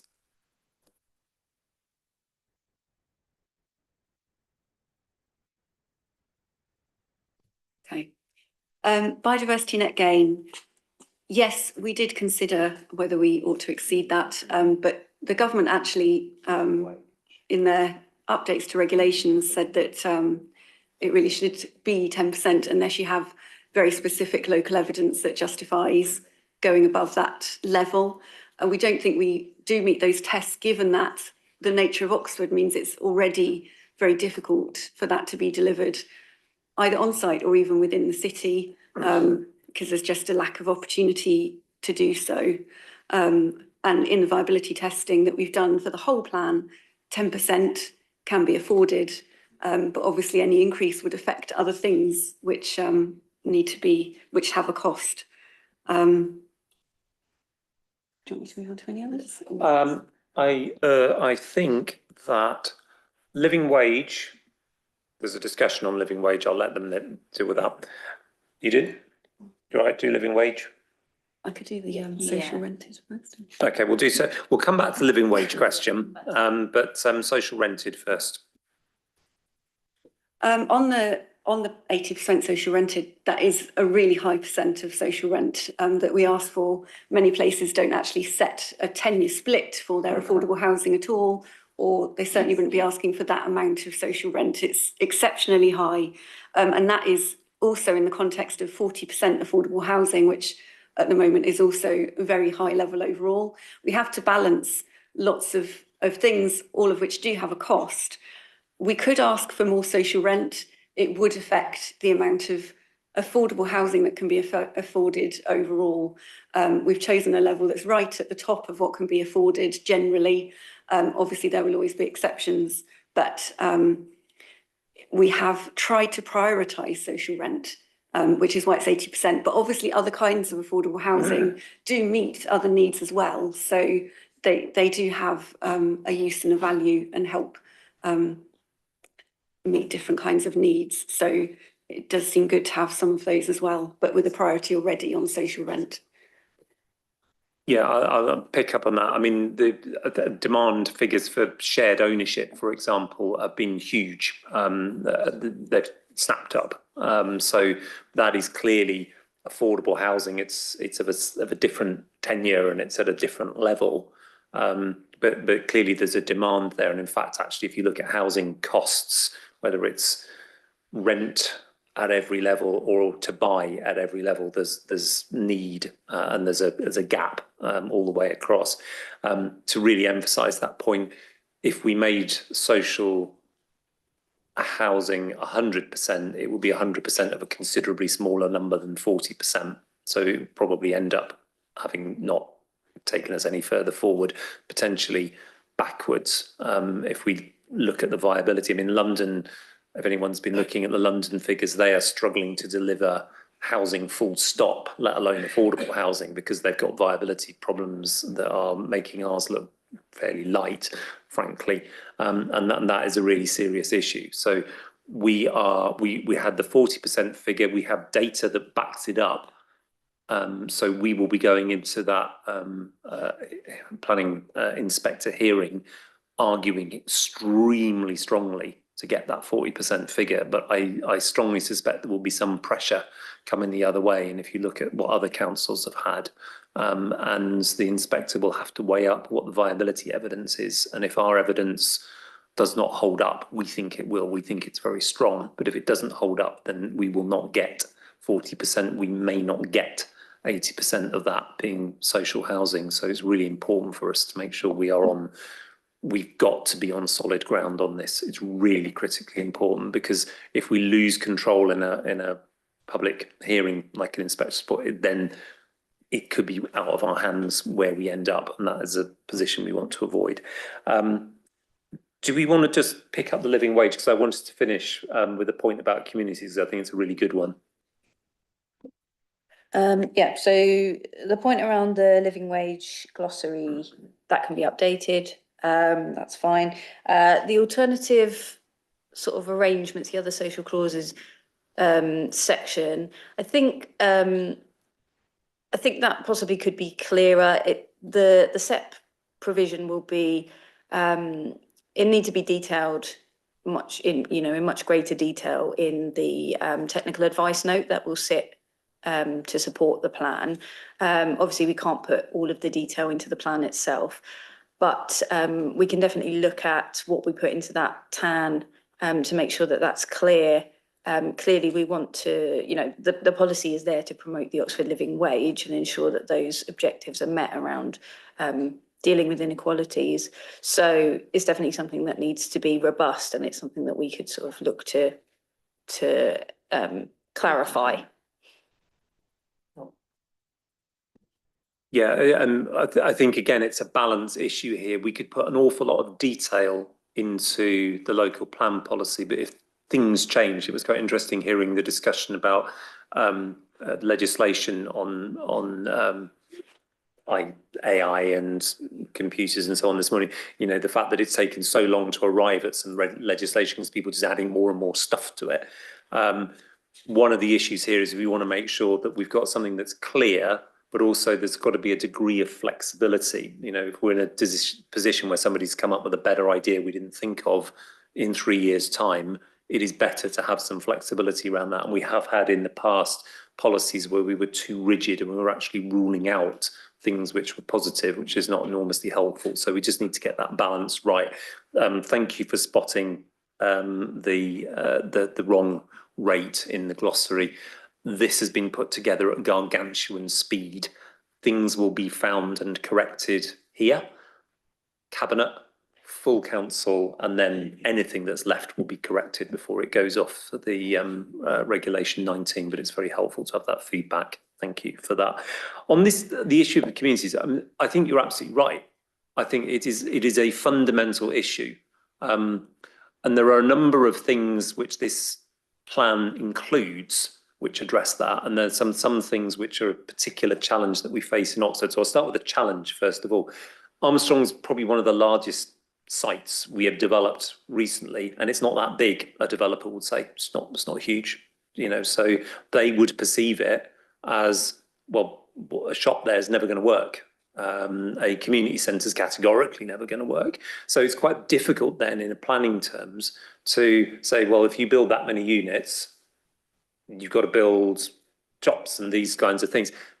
We can ask for those because then that's what you use the section 106 process for. So whether it's, you know, infrastructure, but change to a junction to make it safer, if it's providing a health centre. But we've done that.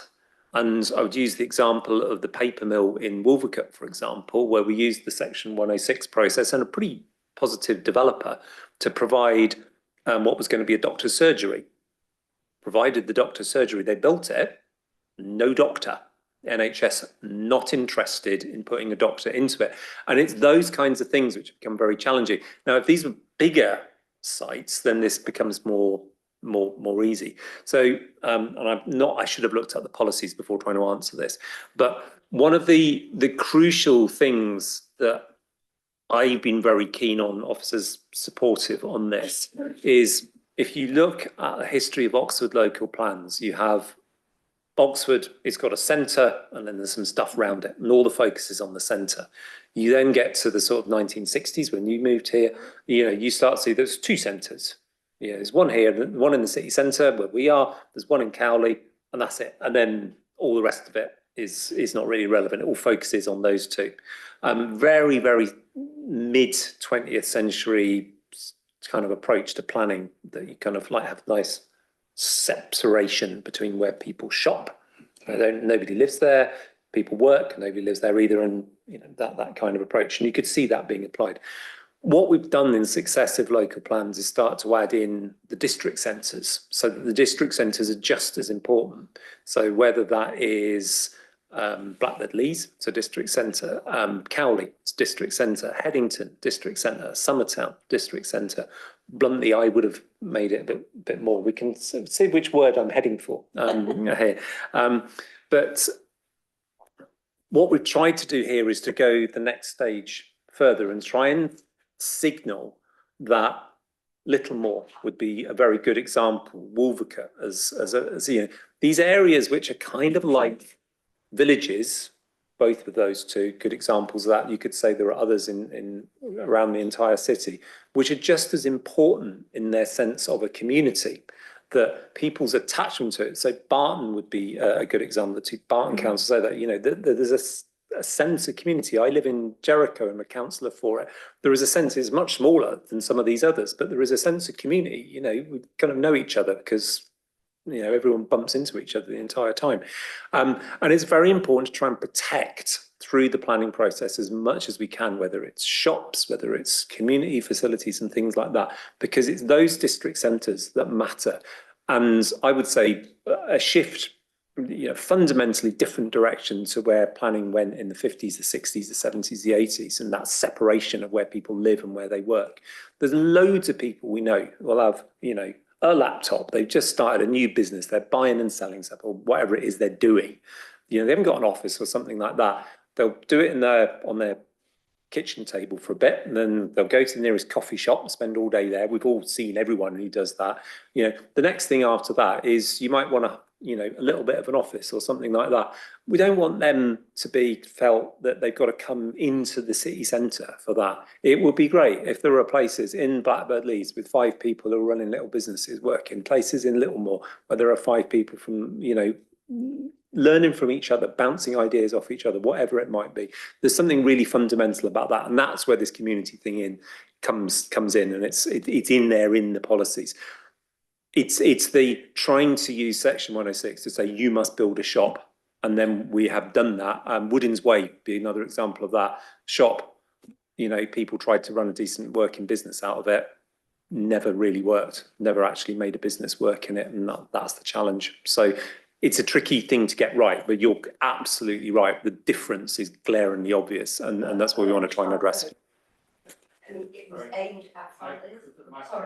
Armstrong Road was aimed at families, and there are hundreds of people that live there, and there's not even a swing or a playground. So there is some, you know, the planning should have addressed that fact that estate was built with families in mind, with none of the infrastructure to support that. Thanks. Councillor Miles, is this directly on this point? Okay. Just wanted to clarify, because Little Moor is often cited as an area where this is a particular concern, this lack of some of this support. I can't see anywhere in Little Moor defined as a local centre or a district centre. And is there any way that a district centre could be allocated, or like an area to have a future district centre where there isn't currently one operational, given that, for instance, because of the Ellison Institute and some of the large development that is inevitably going to happen around there, there is a future potential for one to be created. So just a clarification. Thank you. Thank you. Yeah, I will say what I wanted was that there are very good reasons why that is not possible. So what we have instead is not specific listing, but actually wording around perceiving communities and places in different ways, but they're not. The definition of a district centre is one that is laid down in the NPPF, yeah, in the NPPF, and we cannot overrule the NPPF. So it's in the broader wording. But Sarah will explain why we can't. The NPPF just defines town centres and then says town centres include like our district centres, the city centre and local centres. But even a local centre, it says this excludes small parades of shops of purely neighbourhood significance. So it does exclude quite a lot from meeting that definition. But obviously, then the other thing is with our town centres, they're allocated for a very wide range of uses, which might include things which aren't suitable for a small centre anyway. So it starts to open it up, because the town centre use in the NPPF is very broad, and it includes things like visitor attractions and things which aren't necessarily going to be suitable in a location which isn't well connected or isn't already quite a significant hub, because then they're just not in an appropriate place. So yes, I do understand the point, but there are reasons that we can't just allocate something as a town centre. Yeah. What I would recommend you do is go to page 206 or 205 and 206 and look at what we have done, which is to call things local centres. And the phrasing of the words, where are we? Local centres are smaller scale, but still have an importance beyond the immediate neighbourhood, are well connected and suitable for a range of uses. So this is us trying to fit.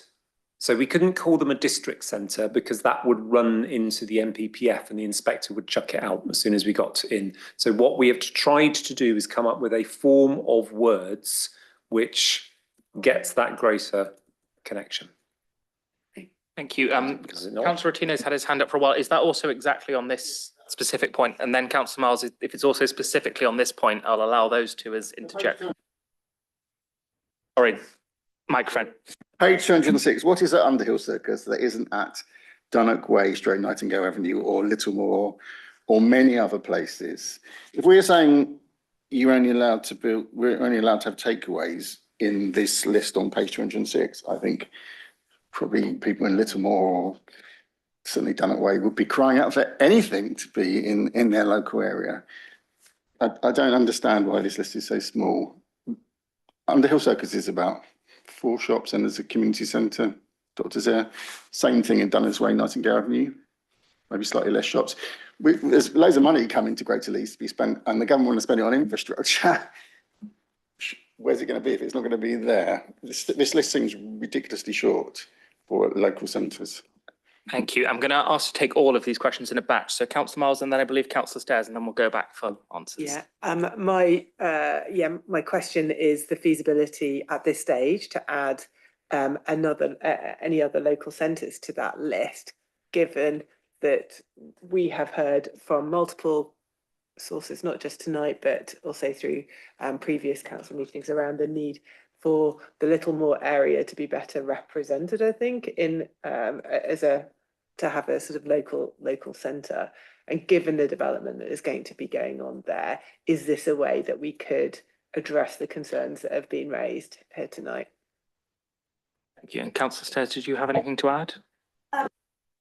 Thank you, Catherine. And just to point out, I realise that there are other centres and some that are not too far from Littlemore, but that our accesses to those centres are now blocked by road closures. So these are not easy accessible for Littlemore. So it's a double whammy, if you like.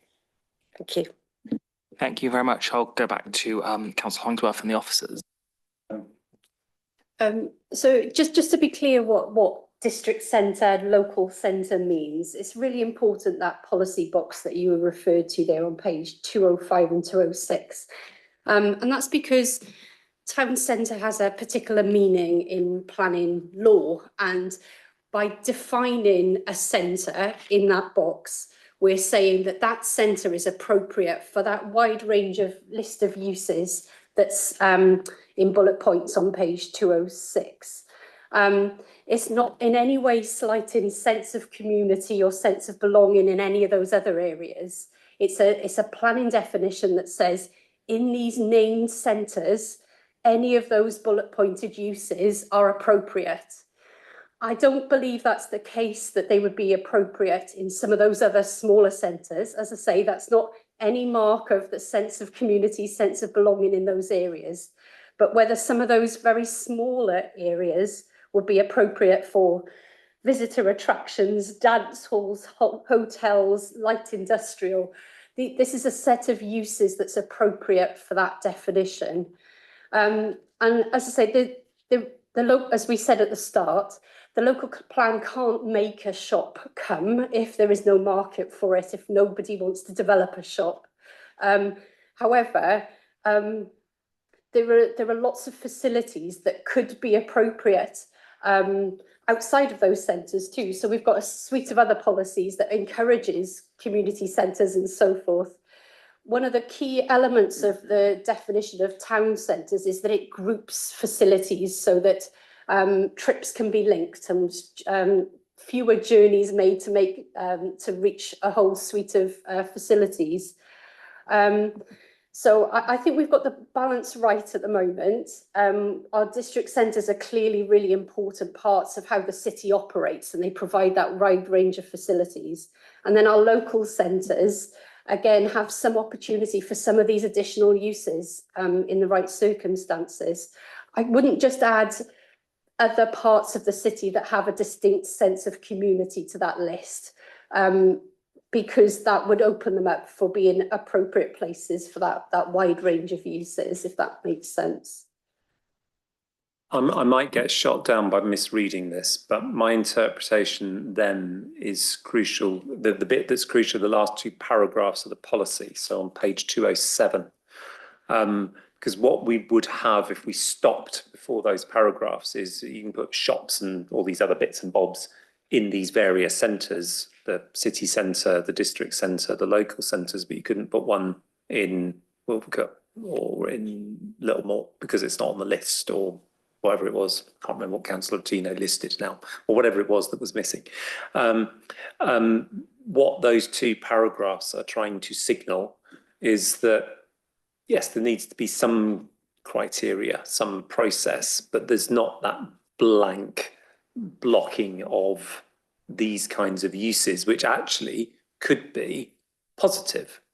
And that's the kind of thing that we're trying to signal with these. It's those last two paragraphs. So you can see they're talking about the kinds of uses, which would be, what's the phrase, out of centre location.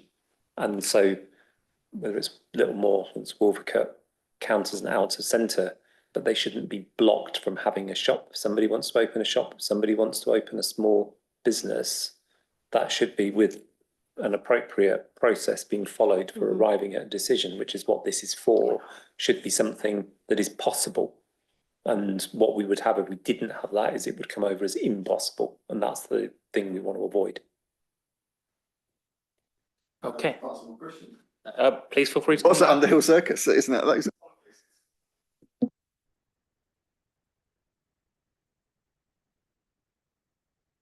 Clear, sorry.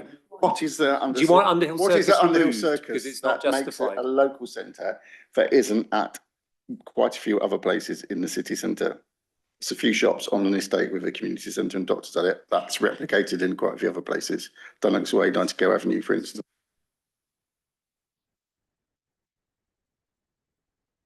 Yes. Okay. Without digging out the evidence base, this is a collective answer which I am passing on, which is that it's the size and scale of the community centre at Underhill Circus and the facilities within it, which are the different factor. It's the scale of that. Have you got a community centre with full-time staff and doctors in it that is being omitted? Is that what the issue is? There are 4 community buildings around Nightingale Avenue, the barn, the Dovecot, the Clock House, all those, and they're not owned by the City Council, but all those, and there is a doctor's, a dentist, there are a couple of shops, there's a workshop, there's a lot there.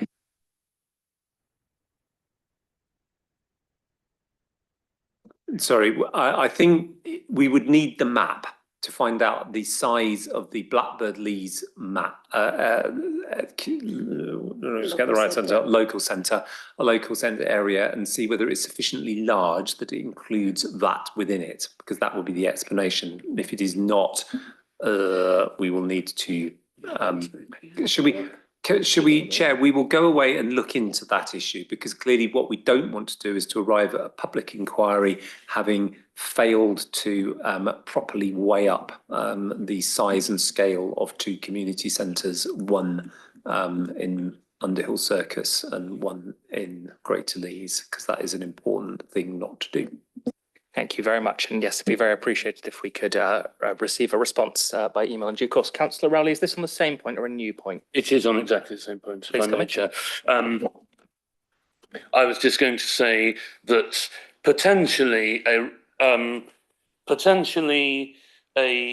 reason for calling Underhill Circus a local centre could be not just what's there, but what is not in the rest of Barton, that is any other alternative local facilities.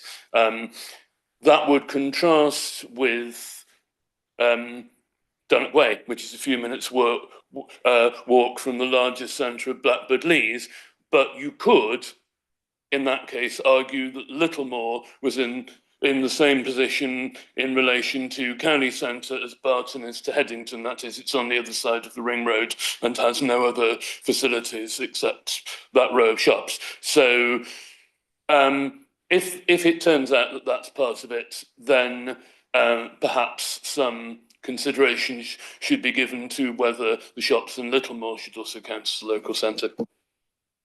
Thank you very much. Did you wish to respond further, or shall we take the response that you will go away and look at maps? Go away, look at maps, look at tables with square feet or whatever they are of things in them, I think is the answer to that. Thank you. I will suggest to colleagues that we might want to keep that in mind as a recommendation when we get to that point.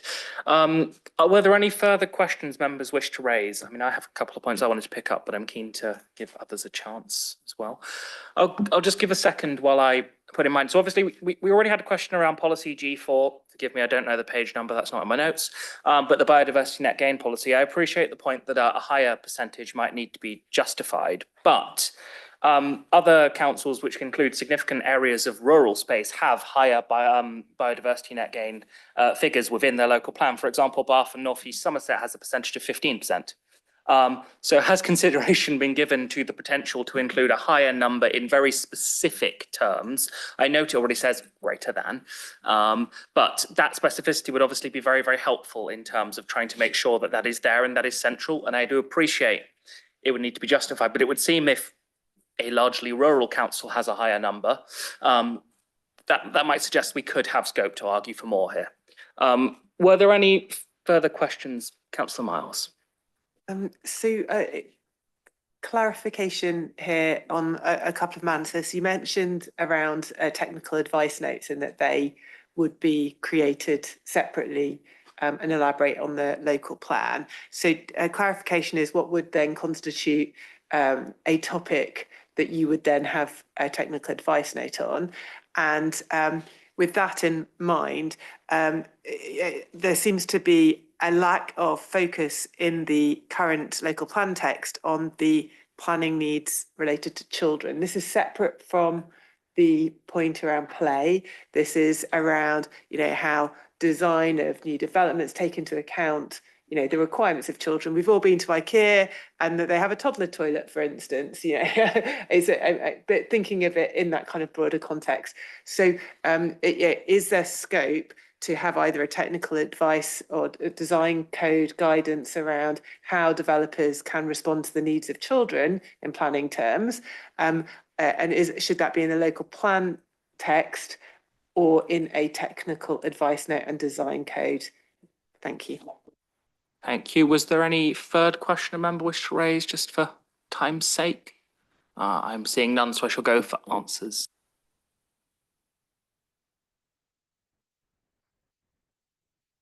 I don't know if it, well, I don't know the timing of the Bath plan. Obviously, it could have happened before the regulations changed to say that you needed the stronger justification.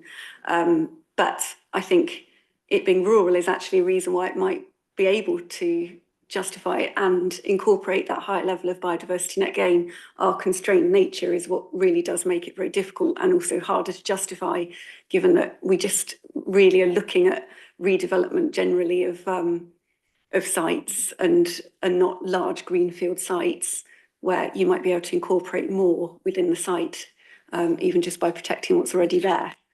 In terms of the children and play, there is some reference already in we have a appendix on design. So it does say things like street hierarchy should prioritise children. It is a key feature of design. Obviously not only children, but all sorts of groups. Often if you design for children, it's going to work for all groups. So it's really important.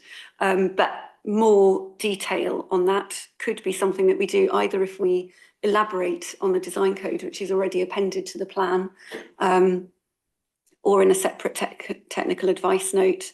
There's not really a restriction on what we include in the technical advice note. It's what we feel is needed to help explain how to meet policy requirements. So it might be, we have a policy on high quality design, we have the appendix to elaborate on it. Further elaboration might be needed to show how you actually achieve high quality design. But yeah, it's not really got big constraints on what's in the technical advice note.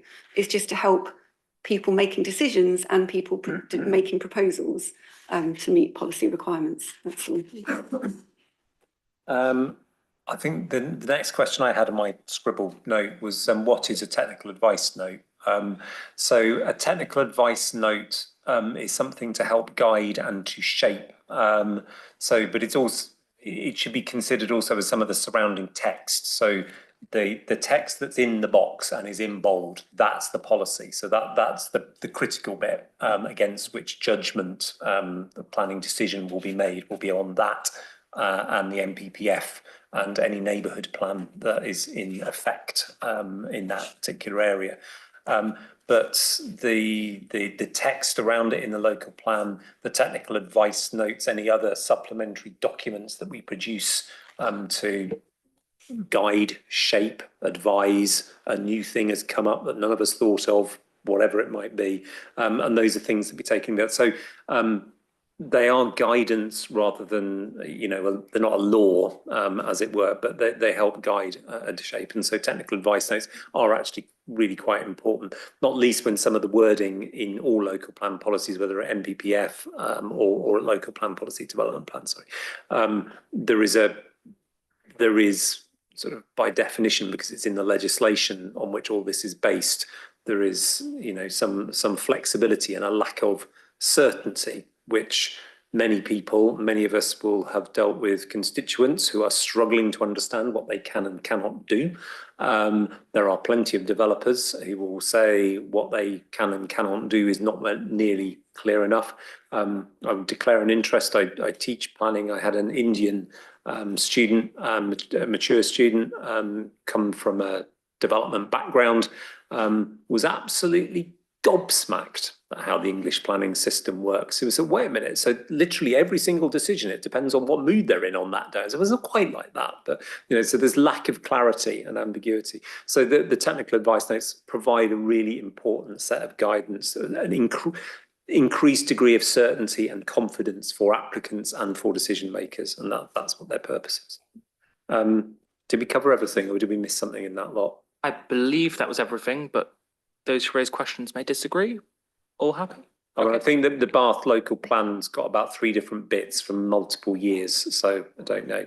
And if you want to be able to do biodiversity easily, take agricultural land and stop it being agricultural, and you'll have by some distance the biggest increase in percentage terms.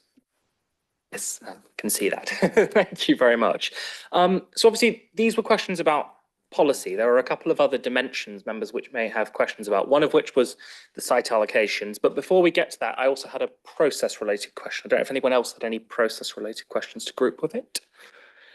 Any process related questions? Councillor Miles, do you want to go first and I'll ask mine? I mean, my question is just to refer to the public comment that we had at the beginning, which was around publishing the consultations previously, the consultation results, and secondly, is it feasible to do that before we have proceed to the next stage in the regulatory process? Yeah.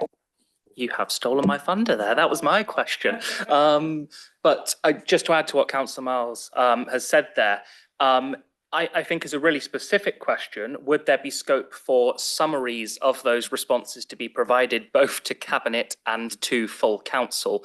I appreciate that is very close, but I think it is a matter of quite significant importance, as shown by the fact it has been raised by members of the public in attendance today.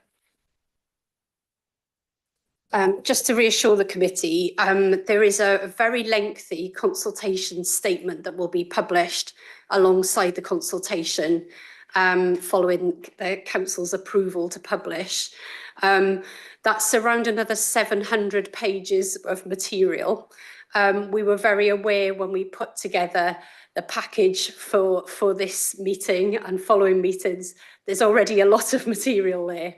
The consultation statement is a requirement for us to publish alongside the consultation, which we will do. We will meet the requirements of the regulations.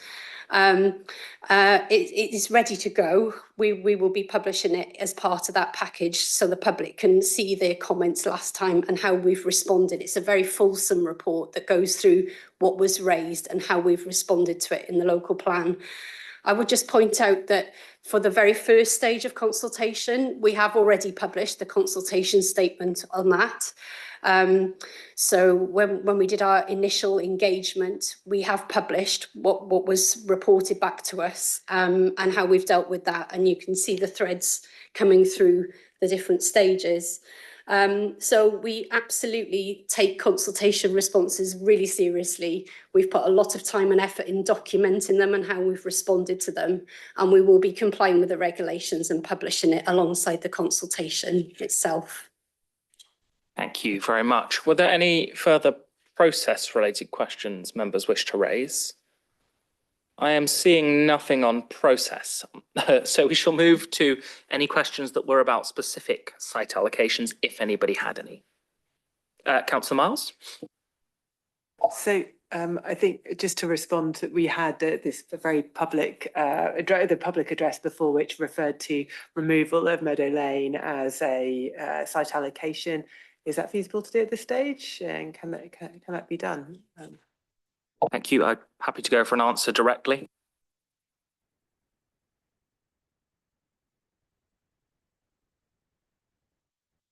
Okay, I said I would start first. There was, with the response, there was a look of some alarm, but it'll all be fine, I promise. I'm going to ask Sarah to do the detailed response to some of the points that were raised. There were some very specific technical ones, and they're considerably beyond my confidence or expertise. And the point was made that the policy now doesn't have a specific number of dwellings on it. It says that it's subject to the application process when it's put forward. So clearly that is a change. Nonetheless, it is allocated for housing need. It was allocated in the last local plan to meet housing need. I take you back to the numbers right at the beginning, which is we have a housing need which is bigger than our capacity to meet. And I appreciate this is not going to be a large number. It's somewhere between 0 and 30 odd, depending on your point of view. And that's quite small compared to the overall figure, which is above 10,000, isn't it? Yeah, it's above 10,000. And one might argue that 10,000 is an understatement, frankly. But we will have to go to a local plan and show that we have made the maximum effort to meet our housing need on our sites. And what we cannot do, and I don't think it's ethically right to do it, to say we need 10,000 homes, can't have any in Oxford, it's all a bit difficult. So it's up to you, Vale of Whitehall, South Oxfordshire, West Oxfordshire, Cherwell, you find them, your problem, not ours. And that's the perception that many people have of previous local plans, because it's an extremely taxing and difficult thing to take on board, not just your planning need as those councils are doing, but ours or a chunk of ours as well. It is very difficult and, you know, really challenging for them politically and for a whole load of other purposes. So I would say, yes, I can quite understand that there may be individual sites, this is one of several, which are very, very contentious and put an awful lot of pressure on us if we're the local councillors or more broadly. But as a broad rule, I would say what we need to be very careful about is just going, well, it's all a bit too difficult for us, so it's your problem to meet our housing need. I think that's ethically not appropriate. So that's a broad thing. On the technicalities, and there were some very important points being made about the technicalities, I'm going to ask Sarah if she can cover those. Okay, I tried to write them down, but hopefully I haven't missed any. So one technicality was that we've described it as a private open space when it's publicly owned. It's owned by Oxford City Housing Limited. But all we mean is it's not a public open space because it doesn't have public access. It's a closed space, not one that's used as a public open space. Not to do with the ownership at all, but the use of the space. There was a point made about the conservation area and the importance of setting. We do fully note the importance of the site in the conservation area and say that any proposals need to respond to this. There was a point about the local nature recovery strategy and that we said that part of it was in that when it's the whole site. It certainly is largely in the LNRS. I think there is a small part that might not be, but we will double check that on the mapping in case it's the whole thing. The boundary is right there, but it doesn't affect what we've actually said or the scoring of it. There was a comment made on the urban greening factor target, saying that the site is likely to score above the target. That's actually in reference to the fact it has a lot of greening on it already. So the target is exceeded because it's already a green site. So the target, if it's a brownfield site, is what you're trying to reach by adding greening. But in this case, it's already exceeding that target because it's a green site. So it's not saying that it doesn't have green value. I would say, you know, the site was allocated as part of a process where we look at needs, and then we have a strategy for green space and assess our spaces against that strategy. There's a lot of detail on all of the sites and how we've considered them. And there are sensitivities to this site and many sites, which is why we have a policy that says what development proposals need to respond to. So there are lots of things that are sensitive about the site and that they do need to respond to. But the point of an allocation is that we think there's a potential scheme which can respond appropriately to these sensitivities. As said, bearing in mind our strong need to deliver housing within the city where we can. And obviously we protect a lot of green spaces, but they need to be robustly protected. And some of them are allocated for development with care. Apologies if I missed any of the point. I think you've captured everything there. Councillor Stairs? Table 1 indicates that Templar Square potentially could have 500. That would mean a complete loss in its current state as a shopping centre. So I'm just wondering about that figure.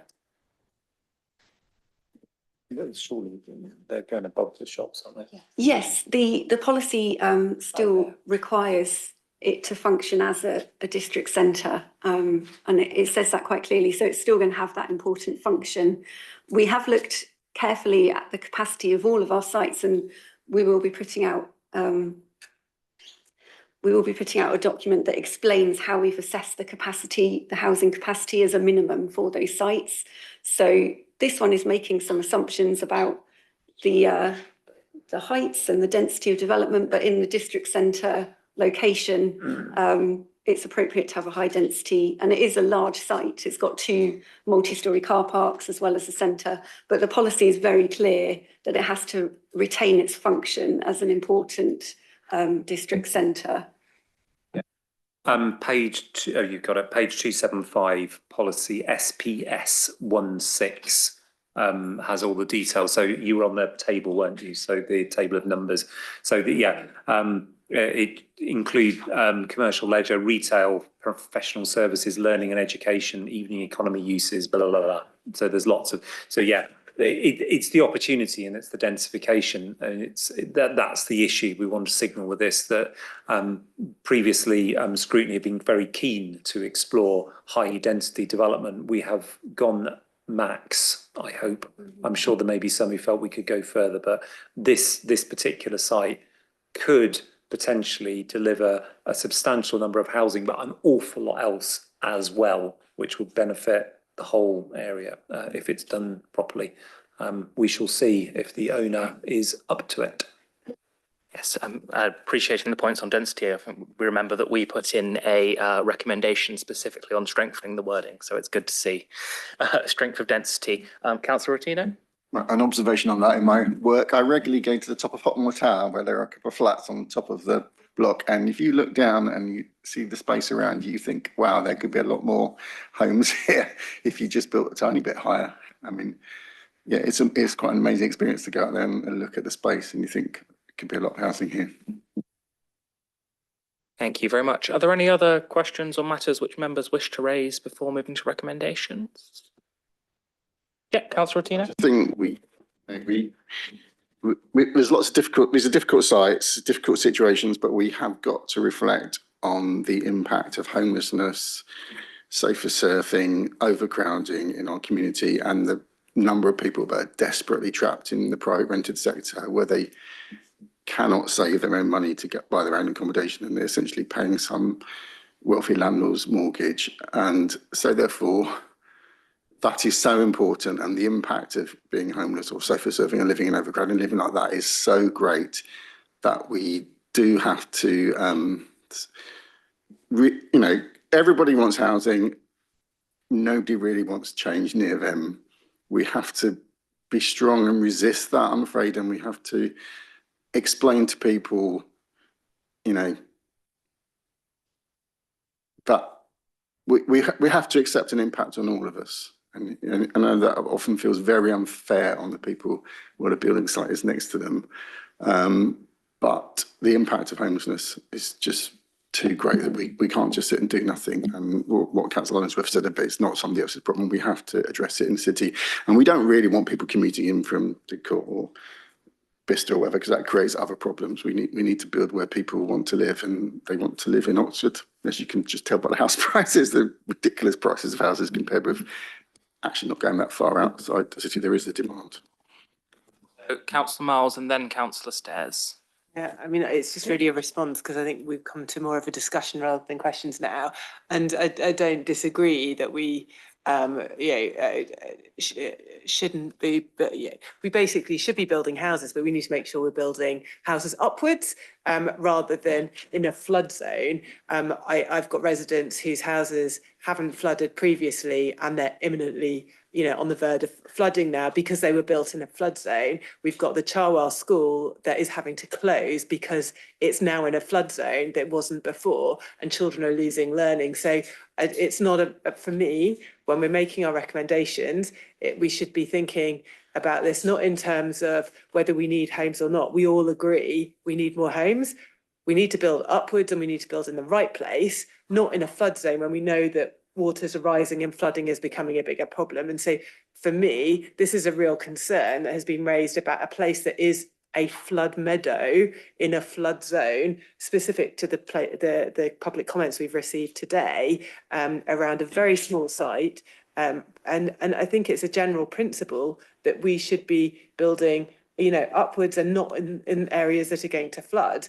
And also when we've got this strong commitment to biodiversity, and we are trying as a nation as well to avoid being the most depleted nature nation, within Europe, to actually ensure that we're not building on a place that really probably shouldn't be, and we're building upwards and densifying areas that are brownfield sites or places where, at the moment, the old garage blocks, places that aren't actually even in this site allocation and should probably be. So it's just something to bear in mind. Thank you very much. And yes, I think very important points. I'm going to go to Councillor, unless it's urgent. Yes, it is. The flood zones which are mentioned on the site policies are the most floody, poor term, of any part of the site. So if there is a square inch of flood zone 3B on a site, it will say flood zone 3B on the policy. It does not mean, categorically does not mean that the entire site is flood zone 3B. So I just wanted to make that clear because I wasn't sure it was. Thank you. It's a very useful clarification. Councillor Stairs. Thank you. And just to add on to what Councillor Miles said, it's also, we know that people need places to live, but we need to build communities. We need to build places where people will be happy and pleased to live in the environment that they live in, and just not living in cells somewhere. Thanks. Thank you. So I'm minded that we've moved towards general discussion, and therefore I think we should move towards recommendations. Now, we already had one that I'd said we'd reserve back for recommendations, which was the point around going away to look at some maps and consider other possible local centres. Simon, can you remind me of the specific site you named? Sorry, it has eluded me in the discussion. Well, it's the area around Dunnock Way, Windale School, the community centres in Nightingale Crescent, and the dentist, doctors, and one shop and one takeaway in Dunnock Way. Thank you. It's quite a large area. So the area around Dunnock Way, bottom of Nightingale Avenue. Brilliant. So I think would members want to specifically include the request to look at that, and then also potentially wording of and other sites such as those in Littlemore? Is there a general agreement to that as a recommendation? Okay, we may as well formalise it since you'd already undertaken to do it. Were there any other recommendations members wish to raise? Councillor Miles. So I would suggest a recommendation that information is referred to in a technical advice note providing guidance on how planning can design well for children to ensure that we create child-friendly developments. It's done by other councils, and so the exact wording of how you would frame that, but ensuring that that all children's needs are children's needs are addressed through the planning design codes in a technical advice note. You may want to wordsmith how that is shaped, but it is done by other authorities.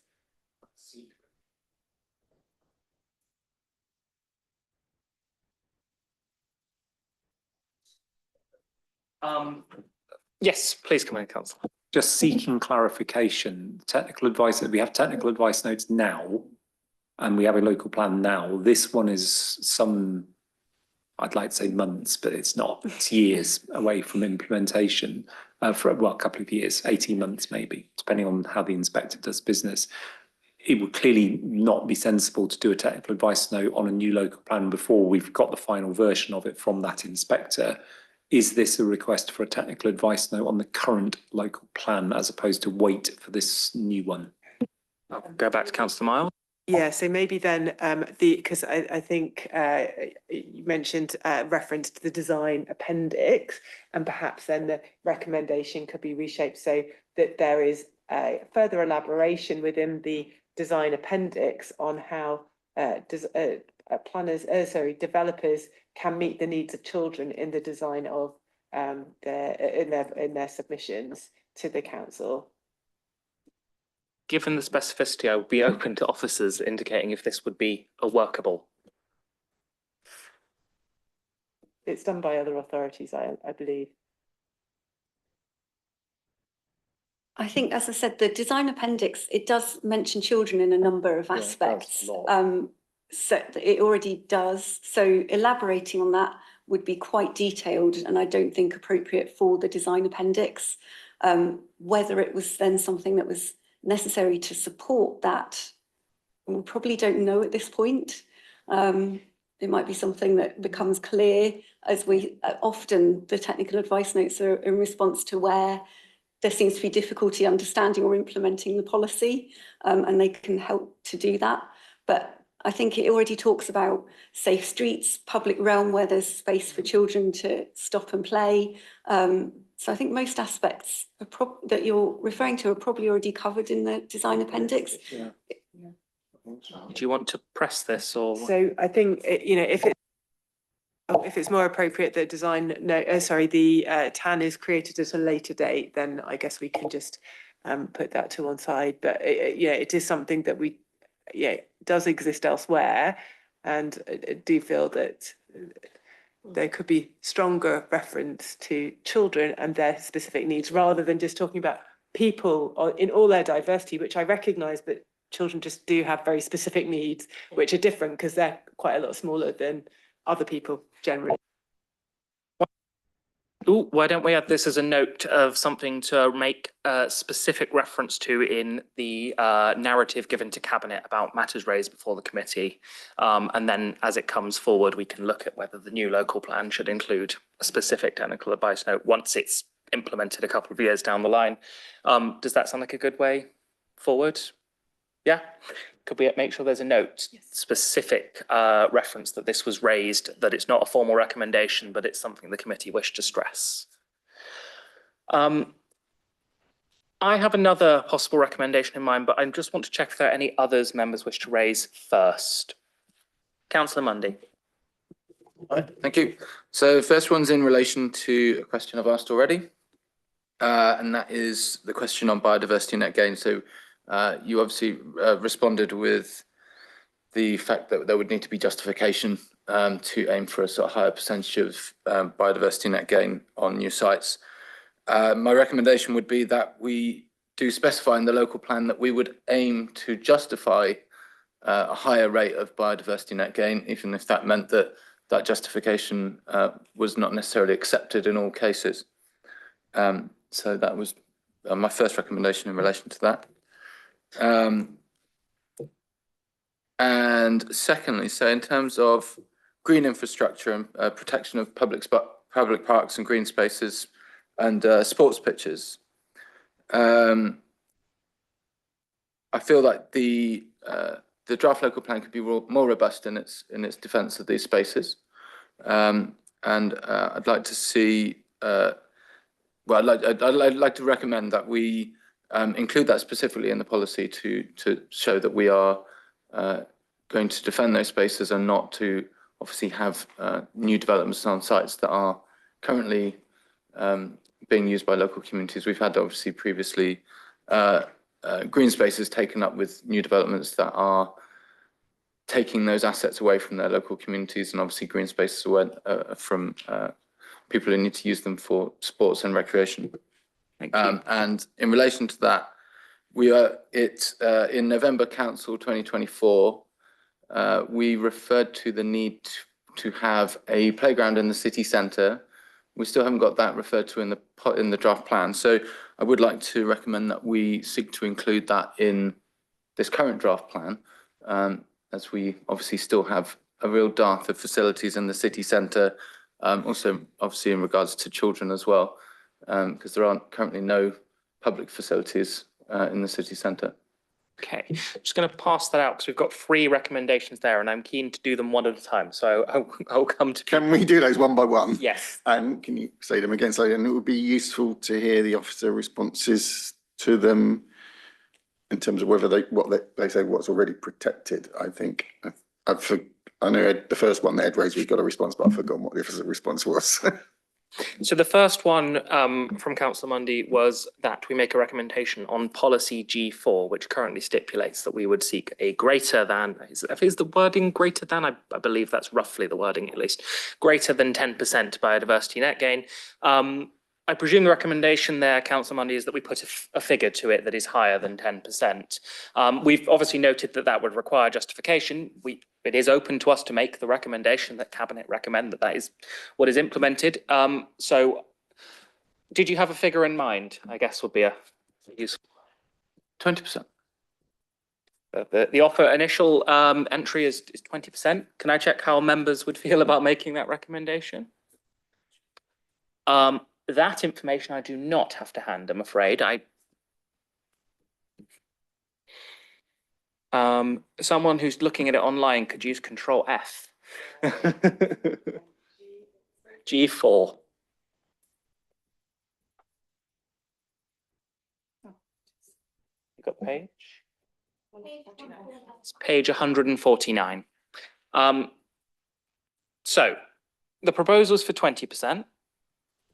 Is that a figure members would be minded to endorse? Or does anyone wish to propose an alternative figure? Councillor Hollingsworth, you may. I just want to be clear that the answer that you got when I was asking this question previously is that the evidence that we have supports 10% and not higher. We will need to rely on that evidence in the local plan hearing. And if we do not have that evidence, so the way, I'm sure you didn't mean it sound like this, it sounded like Scrutiny wanted us to invent new evidence, and we can't. There won't be evidence to support this, and I think that's the important point. So one may wish to have a higher figure. Bath may be able to achieve it by taking, I don't know, fields that have currently got horses in and covering them with houses, and they will get a higher biodiversity net gain if they do that, frankly. But there will not be evidence to support 20%, and that will last not one iota at the public inquiry. And we will lose it on that basis, and we'll go back to 10 because that's the requirement. So I'm not sure it's a helpful thing to ask for because our factual evidence, our research doesn't support it, and that's the issue. So I just wanted to clarify that for you. Councillor Mundy, please. Are we not looking at a diversity of sites though, and that actually it's still reasonable to have a recommendation that an ambition is there to aim for a higher rate? We could say 20% is obviously a round number above 10. It doesn't mean that every single site would be suitable necessarily to aim for that level, but that we shouldn't hold ourselves back from aiming for that, where we are dealing with sites that might already be more green, or it might be more suitable to aim for that higher rate of biodiversity net gain. That wording's already in it. It's the final sentence of the first paragraph of policy G4. Delivery that exceeds 10% net gain is strongly encouraged wherever possible. So we have that policy in there. it comes in with 30%, then we will be very pleased. Thank you. Councillor Ottino, I note your. Yeah, I think this is. It would be nice to have the officers confirming as well as Councillor Hollingsworth their views on this, but I think this strikes me as just sort of showboating out of the blue to sort of try and change things. If it says exceeds 10%, if officers who are the professionals have done the work and think that's what it should be, I think it would be rash of us to like try and make other suggestions based on just wanting to sort of, I don't know, showboat, I think. Could I make a slight alternative proposal then? I note the point around the evidence base. I wonder if, given that this has been a subject of quite a lot of discussion, what we might want to recommend is that the evidence base is thoroughly examined to determine whether 10% is conclusively the most we could possibly have. It's just basically asking officers to look again. Would the committee be happy with that as a recommendation? It at least allows us to ensure that we have genuinely covered the bases, and this is the highest number we could possibly be looking for. Apologies for the extra work that creates. I do appreciate that. Is everyone happy with that as a fallback recommendation here? Okay, so that will be our second endorsed recommendation. Were there any other matters members wish to raise? Oh, of course, I am losing track with the number. Yes, Councillor Mundy, can you remind me what the second one was? I've definitely lost the track here. It's basically around more robust protection for our green spaces and sports pitches that have historically been under threat from new development. Yes, and this is related to, I presume, policies G1 and G2, protection of green infrastructure. Yes, it's green infrastructure policies. Yeah. Thank you. So we obviously need to formulate this into a recommendation. Yeah. Could the officers tell us what already is the protection of those sort of spaces? Because my understanding, for instance, I remember when William Morris Close was developed, which was an old cricket ground. Sports England were involved, and there was a lot of negotiation between, well, I don't think planning permission was allowed until Sports England approved. Money was spent on, I think it was firstly going to be at Oxford Academy, but ended up being at St Greg's. So I understand that there is already some protection. So it'd be useful to know what that is, because the way it's been presented is if there isn't any protection. And obviously some of the sites that come forward are sports grounds. And I think they were on the last plan as well. So yeah, what is the protection at the moment? What has to happen if one of those sites is developed? Thank you. I would be open to this being answered, yes. Okay. Green spaces are protected by policy G1. We've looked in detail at all of the green spaces in the city against a number of criteria. And some of our spaces we've protected as core green infrastructure. And those spaces actually we're trying to put in here stronger protection than is actually in the NPPF, because the NPPF doesn't do this, but what we've said is that those spaces need to be protected in situ. So our most valuable spaces that are in that core green infrastructure network have to be protected as they are in situ. The NPPF protects green spaces, but does allow reprovision, which is what we allow with our supporting green spaces. So they're the ones which just don't have quite the same level of need to be protected in situ as the core network. So they might not be part of a strong wildlife corridor, have such a high biodiversity function. They might not be a functional floodplain, but obviously their sports use is still important. And we have a playing pitch strategy and an emerging new playing pitch strategy, which says we can't really lose playing pitches in the city, which is reflected in the plan. So it doesn't mean that that very playing pitch has to be protected in the same way necessarily if it's supporting green infrastructure, but its function would need to be reprovided. Although we do say that reprovision is in terms of quality reprovision and capacity, not necessarily the size. So it could be a smaller space potentially, if it can be enhanced in order to still have the same capacity. So we do have a few playing pitches which are supporting spaces, which have landowner interest, which we've looked at and which are allocated in the plan. But for most of those, we're expecting or in fact all of them, the pitches to be re-provided within the site. It's just so like the Oxford University Press, that's a large site where we've said they need to keep the cricket pitch unless they can re-provide it elsewhere. But we're expecting it to be on site, but there's still space for some development there to make most efficient use of that site. And that's the case with a few others like the Jesus and Lincoln sports grounds. Thank you. So having heard the response, I'm obviously trying to think through how this as a recommendation might be put if we were minded to put it. Do any members have a view on how we might put the recommendation in light of what we've just heard?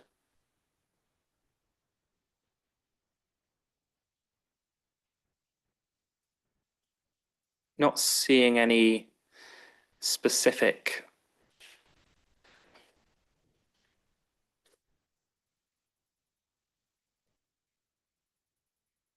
While people are sitting with that, I'm just going to move to talk about the third one and we will come back. Yeah, come in. So there's another question. So if a site is developed and a sports pitch is lost and has to be replaced elsewhere, is there anything in policy that says how close it has to be to where the previous one was? I mean, I think a lot of upset about the William Morris Close was some distance, although that was a sports pitch that wasn't actually in use and been in use for yonks, it was just overgrown. So is there, because obviously these are going to be very localised issues, aren't they? A local community losing potentially a space. Is there anything the policy says has to be close, or is that the sort of thing that Sports England get involved in? Whatever. Be very happy to take an answer on this and then I'll come to Councillor. Yeah, I mean, it's covered in the wording, and I was trying to think of a good example, but which road it was on. But the cricket pitch in Headington, which was a cricket pitch which was too small, it's on Ash Hawthorne. It's one of those roads just near Barton Lane. But and it was unusable because it was too small for a cricket pitch, and so it was entirely overgrown. And our policy at the time meant that there was no possibility of development. So there it sat for years, not doing anything. And there was a change of local plan policy so a scheme could go ahead.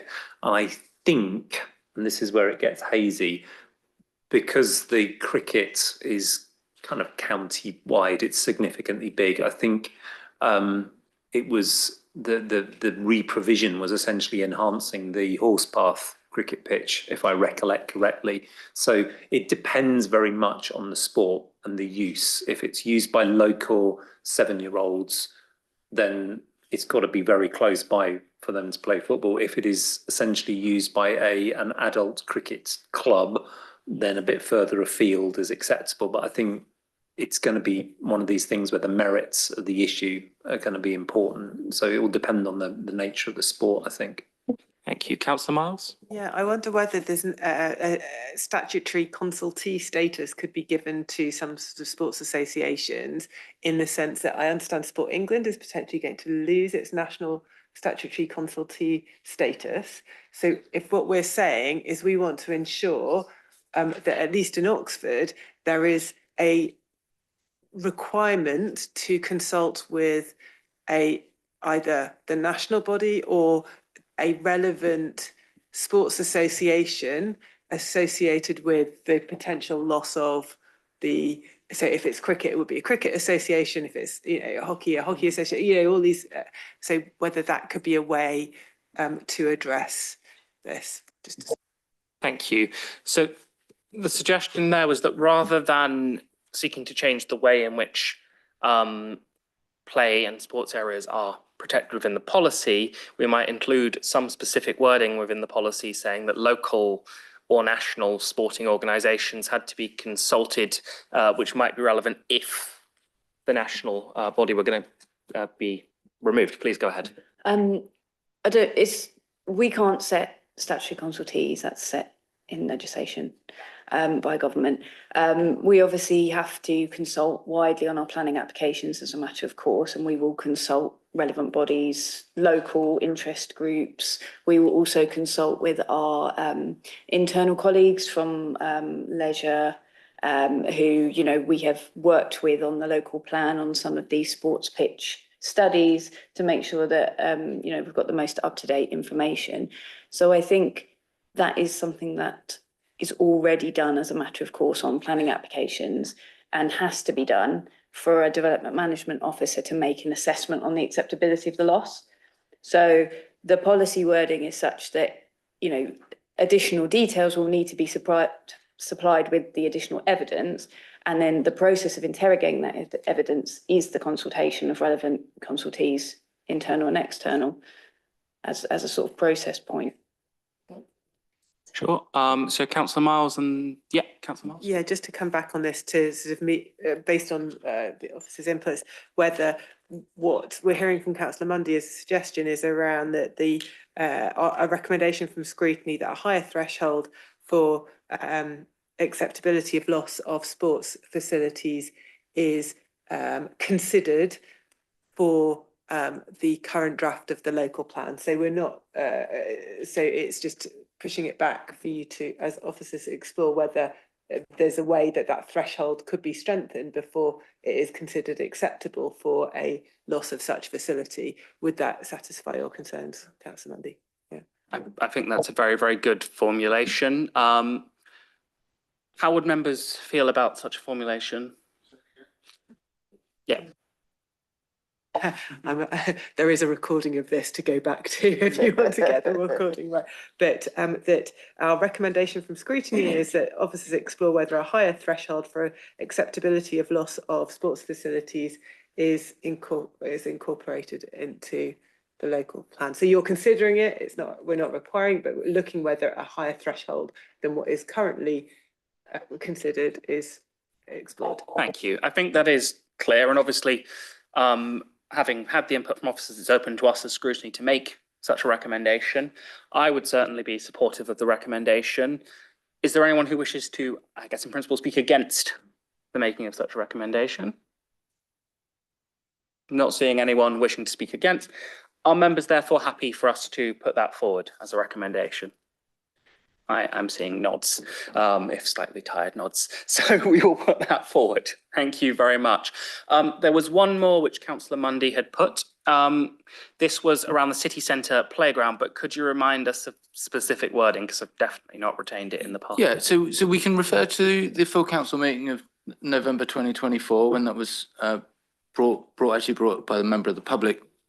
But I do believe that the response from council was that we would support such an idea to have a city centre park.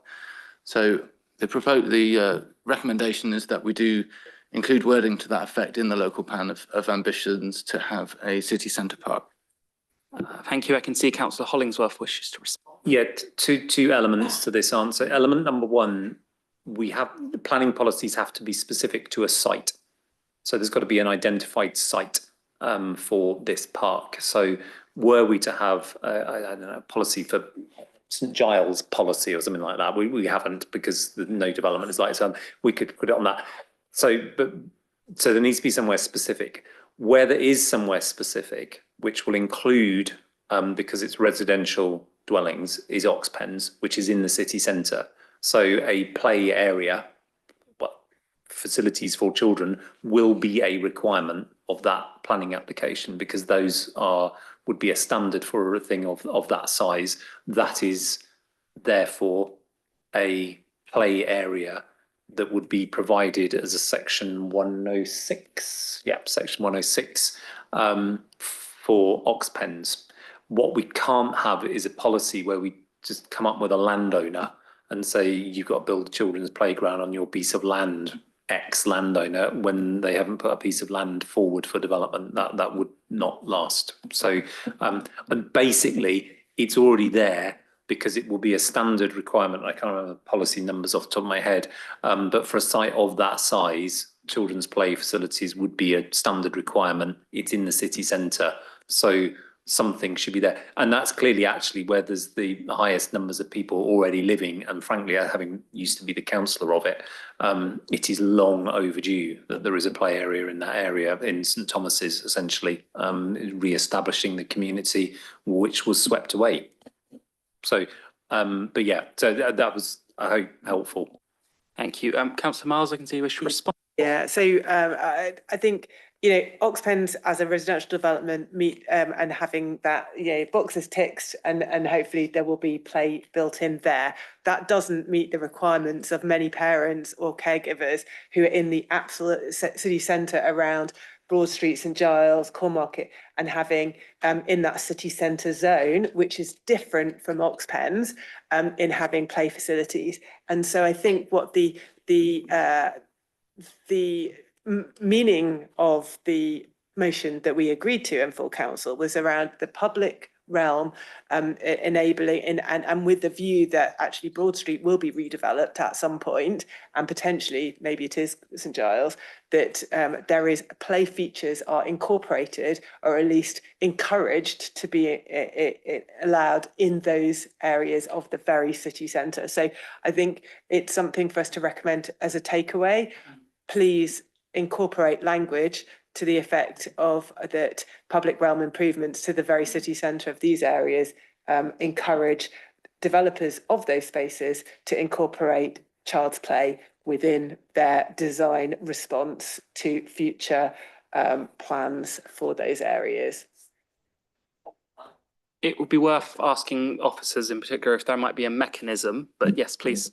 Yeah, I was going to say, those wouldn't be planning applications. I mean, there might be if they were there for a prolonged period, I guess. But I mean, a development on Broad Street isn't necessarily a planning. It's not a planning policy. So I think what we're talking about, talking about something which, clear there's a council policy in favour of it, would require the creation of something on what is currently a piece of highway, which may or may not, depending on the scale of it and the size of it, require a planning application. It would have to be treated on its merits like any other planning application if it was submitted. We cannot have a policy which says, and would very much like this, on a street, which is a piece of highway. I think what I would say is, where are we? A year and a bit from whichever unitary authority where with any luck, people who meet here and they have some control over the highways and the highway spaces where such a thing could go, and that would be the place to take it through. But I can't see how there can be a local plan policy saying this, because there isn't a specific site about which to say it. It's not how a local plan works. Councillor Ottino? Surely huge amounts of a city centre are owned by either the university or colleges, and they own quite a lot of green space. They do not open it up to the public. We need to be encouraging them to open up those spaces and provide play areas. But I don't see any of those spaces on these lists of areas that those bodies sadly want to bring forward for development. I wish they would. I mean, you can't even cycle through half those parks. Yeah, so we need to, I think as councillors, if people have got connections to the university, and probably many councillors have, I haven't, try and persuade them that they need to share some of their spaces with the members of the public of the city, and that's the way forward to this. Thank you. I'm wondering here about a way, mindful of the time in particular, that we're going to get into trouble with the keepers if we're not careful. I'm mindful that we should try and move towards either formulating this one or, unfortunately, having to move on from it for now. Obviously, that does not stop it coming back up. So is there a sort of wording people feel we could go for? Councillor Miles, do you want to go? Yeah, I think, and sorry, I have to pick my child up from Scouts, but that we would request that officers explore whether it may be in policy S1, for instance, there could be some reference to a principle of encouraging play on the way as city in the public realm as a general principle, planning principle. As a city, we would encourage that. I would agree. I mean, so what I'm hearing there is, again, sort of as we've done with previous recommendations, zooming out a bit and saying, broadly, what Scrutiny wishes is to recommend that officers investigate the possibility of implementing a policy that encourages the development of city centre play amenity. Leave it open-ended for officers to resolve. Policy C2H, we will look at the policy C2 bullet point H, which sort of covers this but doesn't have quite the wording you're looking for. We will have a look at it. Thank you very much. So let's add a specific reference in the recommendation with a particular reference to that area. Thank you, everyone. We've got there on that recommendation. I believe that was everything Councillor Mundy had put forward. That's yeah. No worries. Thank you. There was one other thing I wish to ask, which is obviously we've heard earlier around the responses to the initial consultation that they were greater than 700 pages, that details around the responses will be published. When I initially heard that response, my understanding is, because the way you sort of phrased it, was that that would come after this next stage has been agreed to by full council. Is that understanding correct? It will be published alongside the local plan for public consultation following council's approval of the local plan. Thank you. It's just useful to get it. I mean, my sense here is that whether this is the way things usually happen, I mean, I'm not a planning expert, but it might be useful to councillors at full council to have at least some sight of what residents have been saying. So I wonder if we could have a recommendations question for the committee that some of that information resulting from the consultation is shared, presumably in a paraphrased form. I don't think any of us are asking for 700 pages, with councillors ahead of full council as part of that agenda.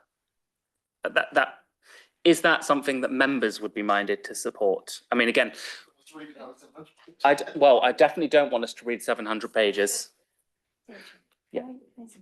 Yes. Bear in mind the timeline of the cabinet meeting given full council the following Monday.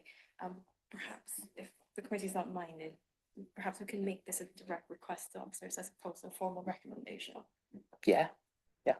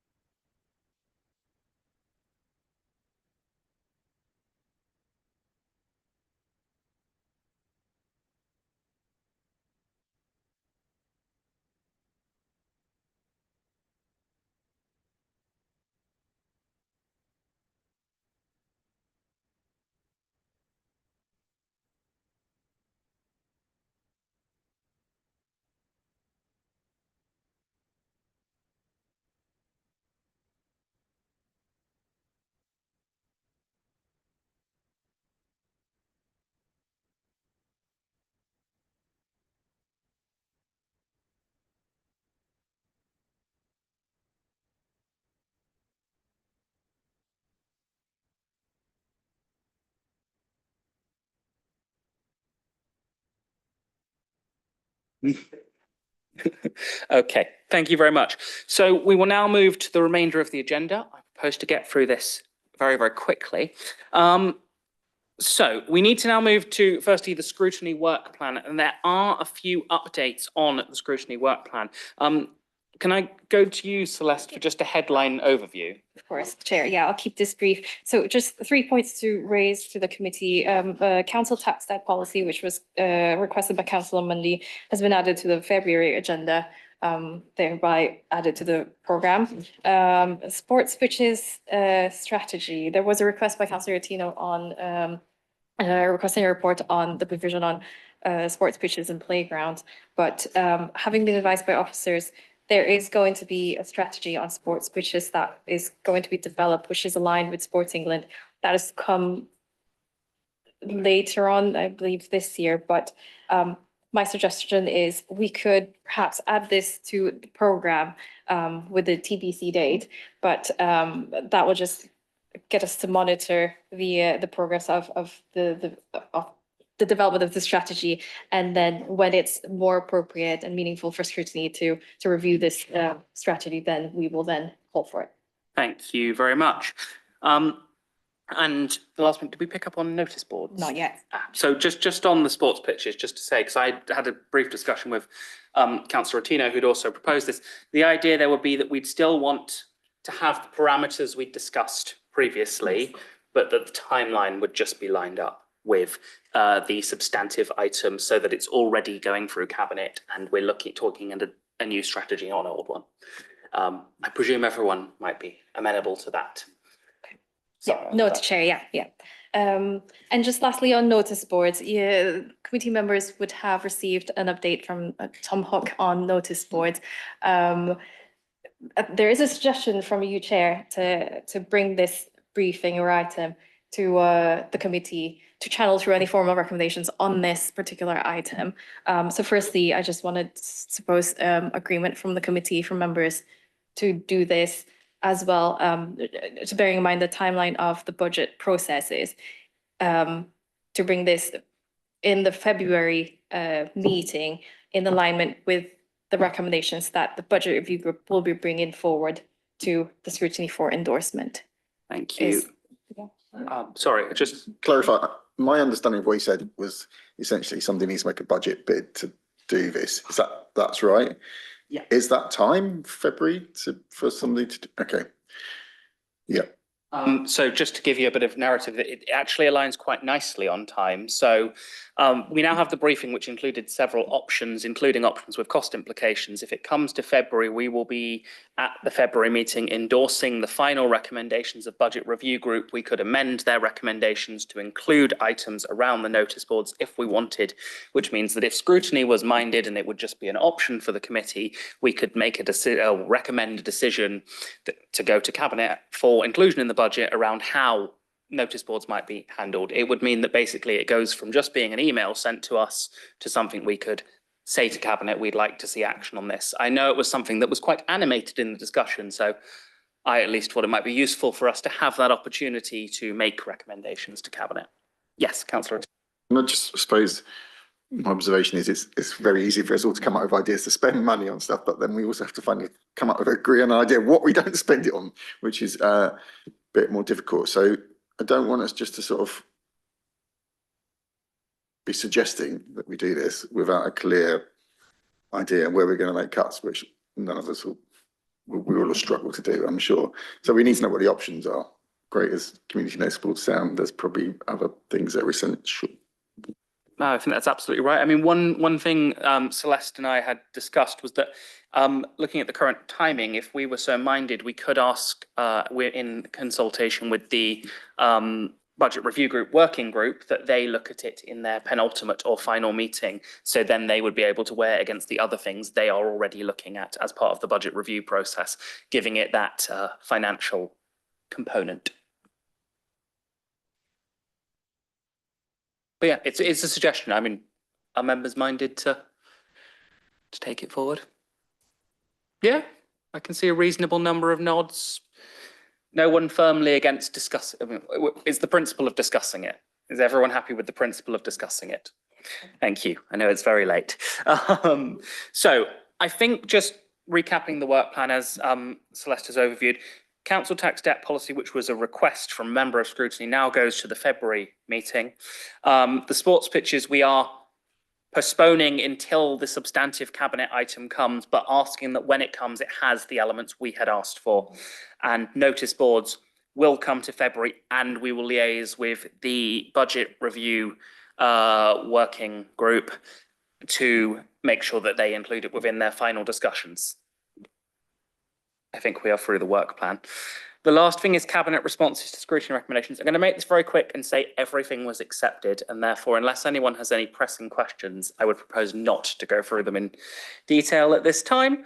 I think the only other thing was that there was one working group recommendation around ODS clienting that was not accepted. But again, that is in the agenda And I don't propose necessarily to talk through it unless anyone has any burning questions in light of we're going to get told off by the keepers in 5 minutes.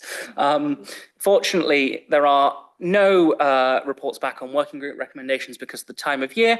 The next meeting will be Tuesday, the 3rd of February, and I think we can